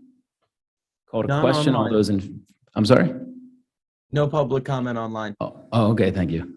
Call to question. All those in favor, raise your hand and say aye. Aye. Aye. Opposed? Opposed. 3-2. To make the record clear, then, it would probably be appropriate to have a motion to participate in the remaining variance request, if that's indeed what the board's sentiment is. That's what I was fixing to do, Dave, if I can get this right. So in the matter of appeal number 21-1941, I'd like to make a motion to participate with respect to variance requests associated with 200-63.D1, 200-38.4.B1A2, 200-38.6.I2, 200-38.6.I3, and 200-38.3.A7. Do I have a second? I'll second that. Fred seconds. Any discussion? Public comment? So sorry, James, that I'm so slow tonight. And again, thank you for all bearing with me. I thought we were going to break up all the opposition ones. I appreciate that we didn't. So I know I'm a little bit late, and I know that the motion is passed. I'm just confused why we think that every place needs a sidewalk. But with all that being said, since it's not really germane to the motion, I'll shush now. All right. Any other comments or feedback? All right, I'll call in question. All in favor, signify by saying aye and raising your hand. Aye. Aye. So that motion carries 5-0. And I will try to make sure I make that very clear for Ms. Kirk or whomever. And also, my understanding, given what we talked about earlier, the board would like us to request a continuance of the zoning hearing board proceeding next week to allow the HARB and the Historic Commission to have the latest feedback from them with respect to the latest plans. Yeah, and just real quick, I think the confusion is going to lie in that the ones that we are opposing are going to affect the ones that we want to participate in. They're knit together, they're tied together. Yeah. Well, I think the most important thing is that they understand what they to impart the importance of having the committees review this and give their recommendations before going forward. Well, with that, mercifully, I believe my participation, at least for this part of the meeting, is over. So, Fantastic. Good night, guys. Thank you. Good night. Thanks, guys. Thank you. All right, so we're moving on to agenda item number 14, zoning inspections and planning. No, nothing. 15, general public comment. Anyone? Audience? Two We have people? 2 people on the phone. We have Brian online. We'll bring him in now. Thank you.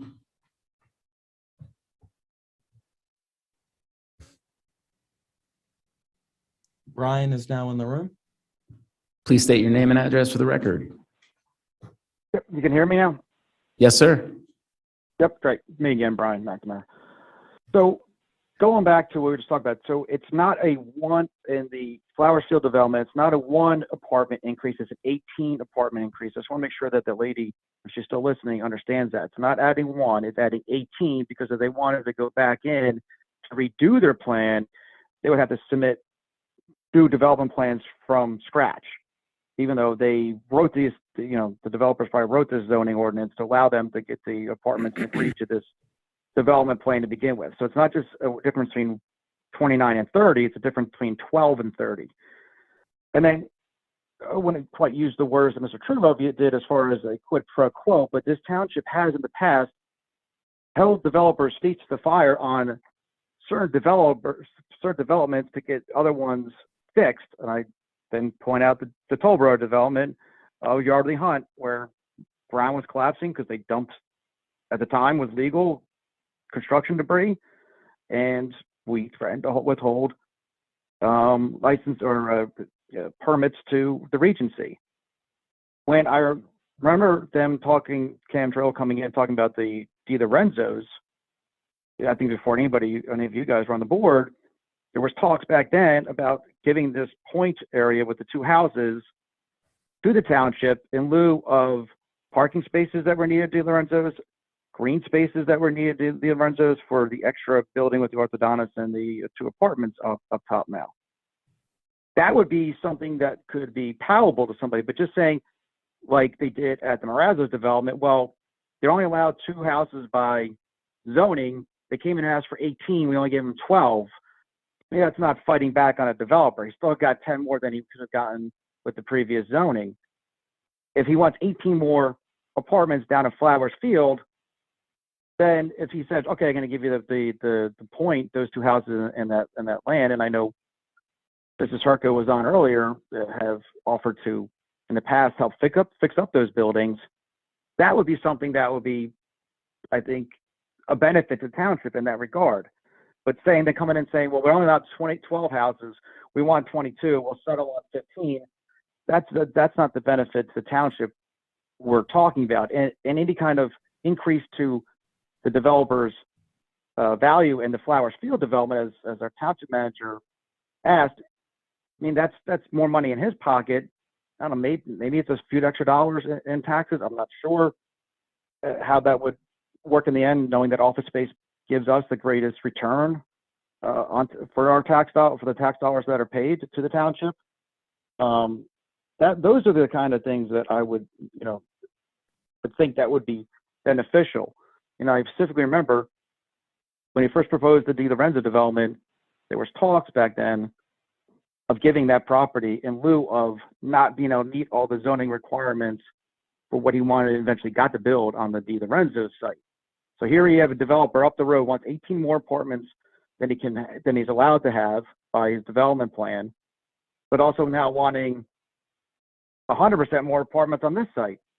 It just doesn't make sense for us. Where are the benefits to the township in this regard? All right, Brian, I appreciate the feedback. Thank you again. Thanks. Yep. And just for the record, the board voted 3-2 to oppose those 3 specific variances requests as part of the appeal. So, next caller. Bringing Lisa in the room now.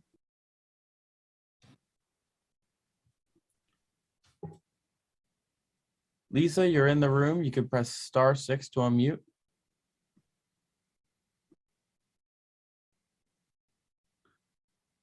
Hi, Lisa. Are you there? Yes, I'm here. Can you state your name and address, full name and address for the record, please? Sure. Yes, Lisa Tenney, 156 Pinnacle Circle, Morrisville, Yardley, 19067. I called initially about the tree ordinance. I want to encourage the Board of Supervisors to wait until full analysis of changing this important ordinance and allow consensus with environmental committee members and with their input. Changing non-native flowering trees can introduce non-native pollinators, which compete with native pollinators, and also introduce insects that are otherwise not found, and this is true of trees and shrubs. Pollinators create healthy foods that we all rely on. Non-native flowering trees introduce foreign fruits potentially detrimental to native birds. Perhaps some energy going forward with the Board of Supervisors could create a comprehensive and more stringent ordinance regarding wetlands, which are an important buffer to flooding events and provide an overall healthy environment in a community. I agree with Brian that the needle for each case, zoning case that comes forward, the needle does get bent in favor of whatever gets developed. And this is both with big and small projects. I believe they need to be non-modifiable. Also, the purpose of mixed-use overlay, which you all approved, except for John Lewis, was to improve connectivity in that area. So not requiring sidewalks seems contrary to the whole reason you would allow mixed-use overlay. I thank you for my considerations. Thank you, And Lisa. good I night. appreciate it. Have a great night. You too. Any other callers? No further public comment. We have one public comment in the room. Name and address for the record. This is Zachary Rubin, 1661 Covington Road. The last call reminded me of something. I will not be at the next board meeting. I will be out of town, but I would like to speak on the revision of the tree ordinance. The way I understand it, they want to raise it to 20% of non-native plantings, where our ordinance now says 100% of native plantings should be in the township. I'm the president of Makefield Glen, which is 848 homes. 35 years ago, Toll Brothers planted hundreds of Bradford pear trees. Beautiful tree, it blossoms in the spring, beautiful colors in the fall. It's the last to drop the leaves. However, if we talk about crotches, as you know, it has a U crotch instead of a V crotch. So after about 10 or 15 years, the maturing tree has so much weight on its limbs, it drops the limbs, usually on our cars parked in our driveway or possibly pedestrians walking underneath. Therefore, I urge you to keep in the non-native prohibition in our ordinances, because our association spends thousands of dollars every 4 or 5 years to radically prune these trees to prevent them from dropping their limbs. If the ordinance that we have now was in effect 35 years ago, number one, our HOA would not be incurring all these additional expenses.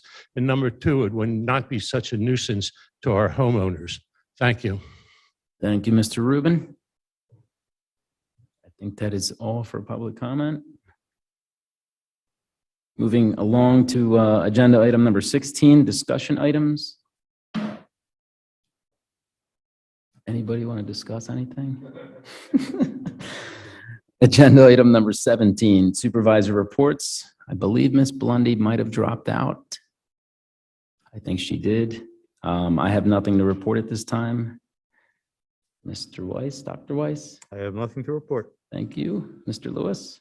Yes, two of my committees met last week, Thanksgiving week. Unfortunately, they met at exactly the same time, which meant I could only attend one. And I feel bad, but for those on the Trenton Mercer Review Board that I did not attend theirs, I did instead go to the Citizens Traffic Commission, where we reviewed two items of important note.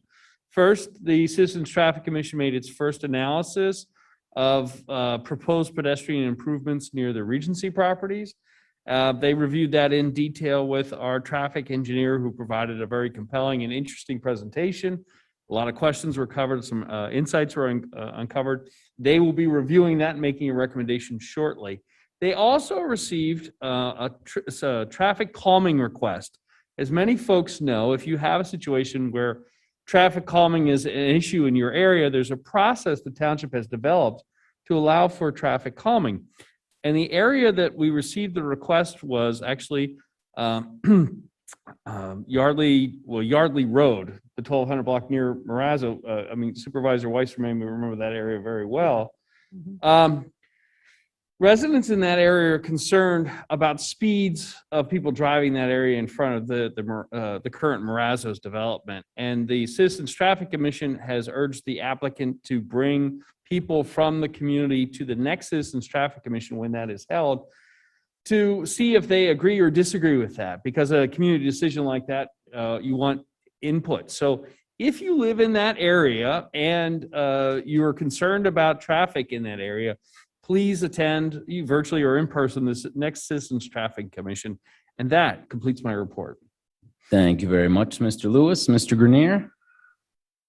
Yes, sir. Let's see. HARB and Planning Commission both had their meetings canceled. Historic Commission met, but however, it was in the morning during the week, so I was unable to attend that one. Electric Reliability Committee, couple items with that. One, I am still getting questions about when we may have PICO come before the board to go through the questions that were posed in that letter. And then secondly, also it's PICO, but more on the gas side. I've been receiving, just even during this meeting, receiving messages from folks. PICO is going through and changing out gas lines to homes. They're basically connections and bringing where there's a meter in the basement or inside the house, they are now relocating to the outside of the house. And I'm getting lots of complaints about this time of year digging up the dirt in the neighborhoods at the houses and not putting it back, things not growing back, getting dirt in the streets. And then apparently because they have to go inside the homes, there are specific health and safety requirements and other protocols that are supposed to be in effect, masks and protective gear, booties to keep mud off the floors and all that. And apparently none of that is being followed, tracking mud into people's houses, not wearing masks, all that stuff. So they've asked that we reach out to PICO to try and correct that. It's not necessarily PICO doing the work. They use a lot of contractors to do that work.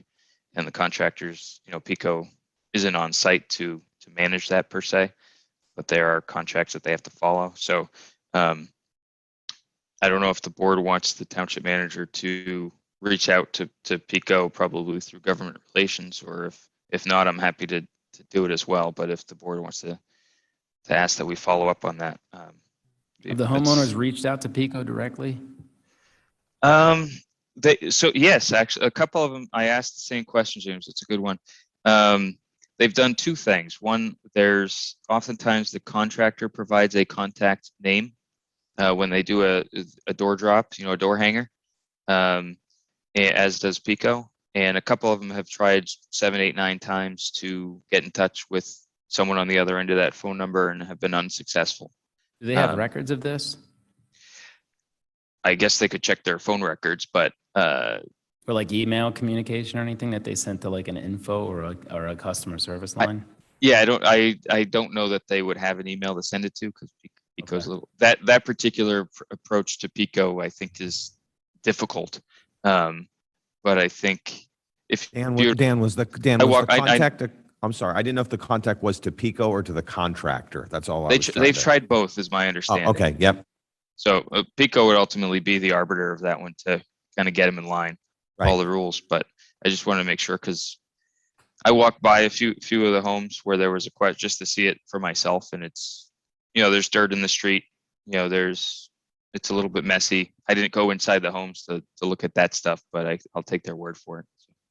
Kurt, is that something that we typically would advocate for, is getting involved in? Yeah, we could. I mean, we have a contact to PICO. Would be PICO's, I would say that I'd have PICO sit on, Mr. Duran is not available for a period of time. He's off dealing with some, as I presented at a previous meeting, through probably the end of the year. But I have an alternate to Mr. Duran until he's back that we can contact and have them, the ideal thing would be they'd reach out to the contractor and take care of it, but we can contact PICO to move that along. Okay. Appreciate that. That's all I have, James. All right. Thank you, sir. I believe that we have 2 people interview at the beginning of the meeting at 7 o'clock for the Disability Advisory Board. So Ms. Williams and Dr. Cataro. So does anybody want to make a motion to appoint? Sure, I'll make a motion to appoint Michelle Williams and Albert Cataro to the Disability Advisory Board. I happily second. Ooh, tied. Dueling seconds. Dueling seconds. We'll give it to Fred. Who's the runner? I guess we're all in favor. Call to question. All those in favor, raise your hand and say aye. Aye. All right. And we're also doing a reappointment for Lisa as well. We do, yes. Do you want to take care of that? Let me see. Do you have? Yeah. I was gonna. Well, I'll give that one to you. There you go. I'll second it. All right. I make a motion. Oh, come on. Lisa Hochler as a member of the board, the Disability Advisory Board. And I happily second that motion. Any discussion? Don't think so. All those in favor, raise your hand and say aye. Aye. Aye. Excellent. Well, with that, it looks like this meeting is adjourned. We will see you all in 2 weeks. Thank you, guys. Good night. Have a good evening.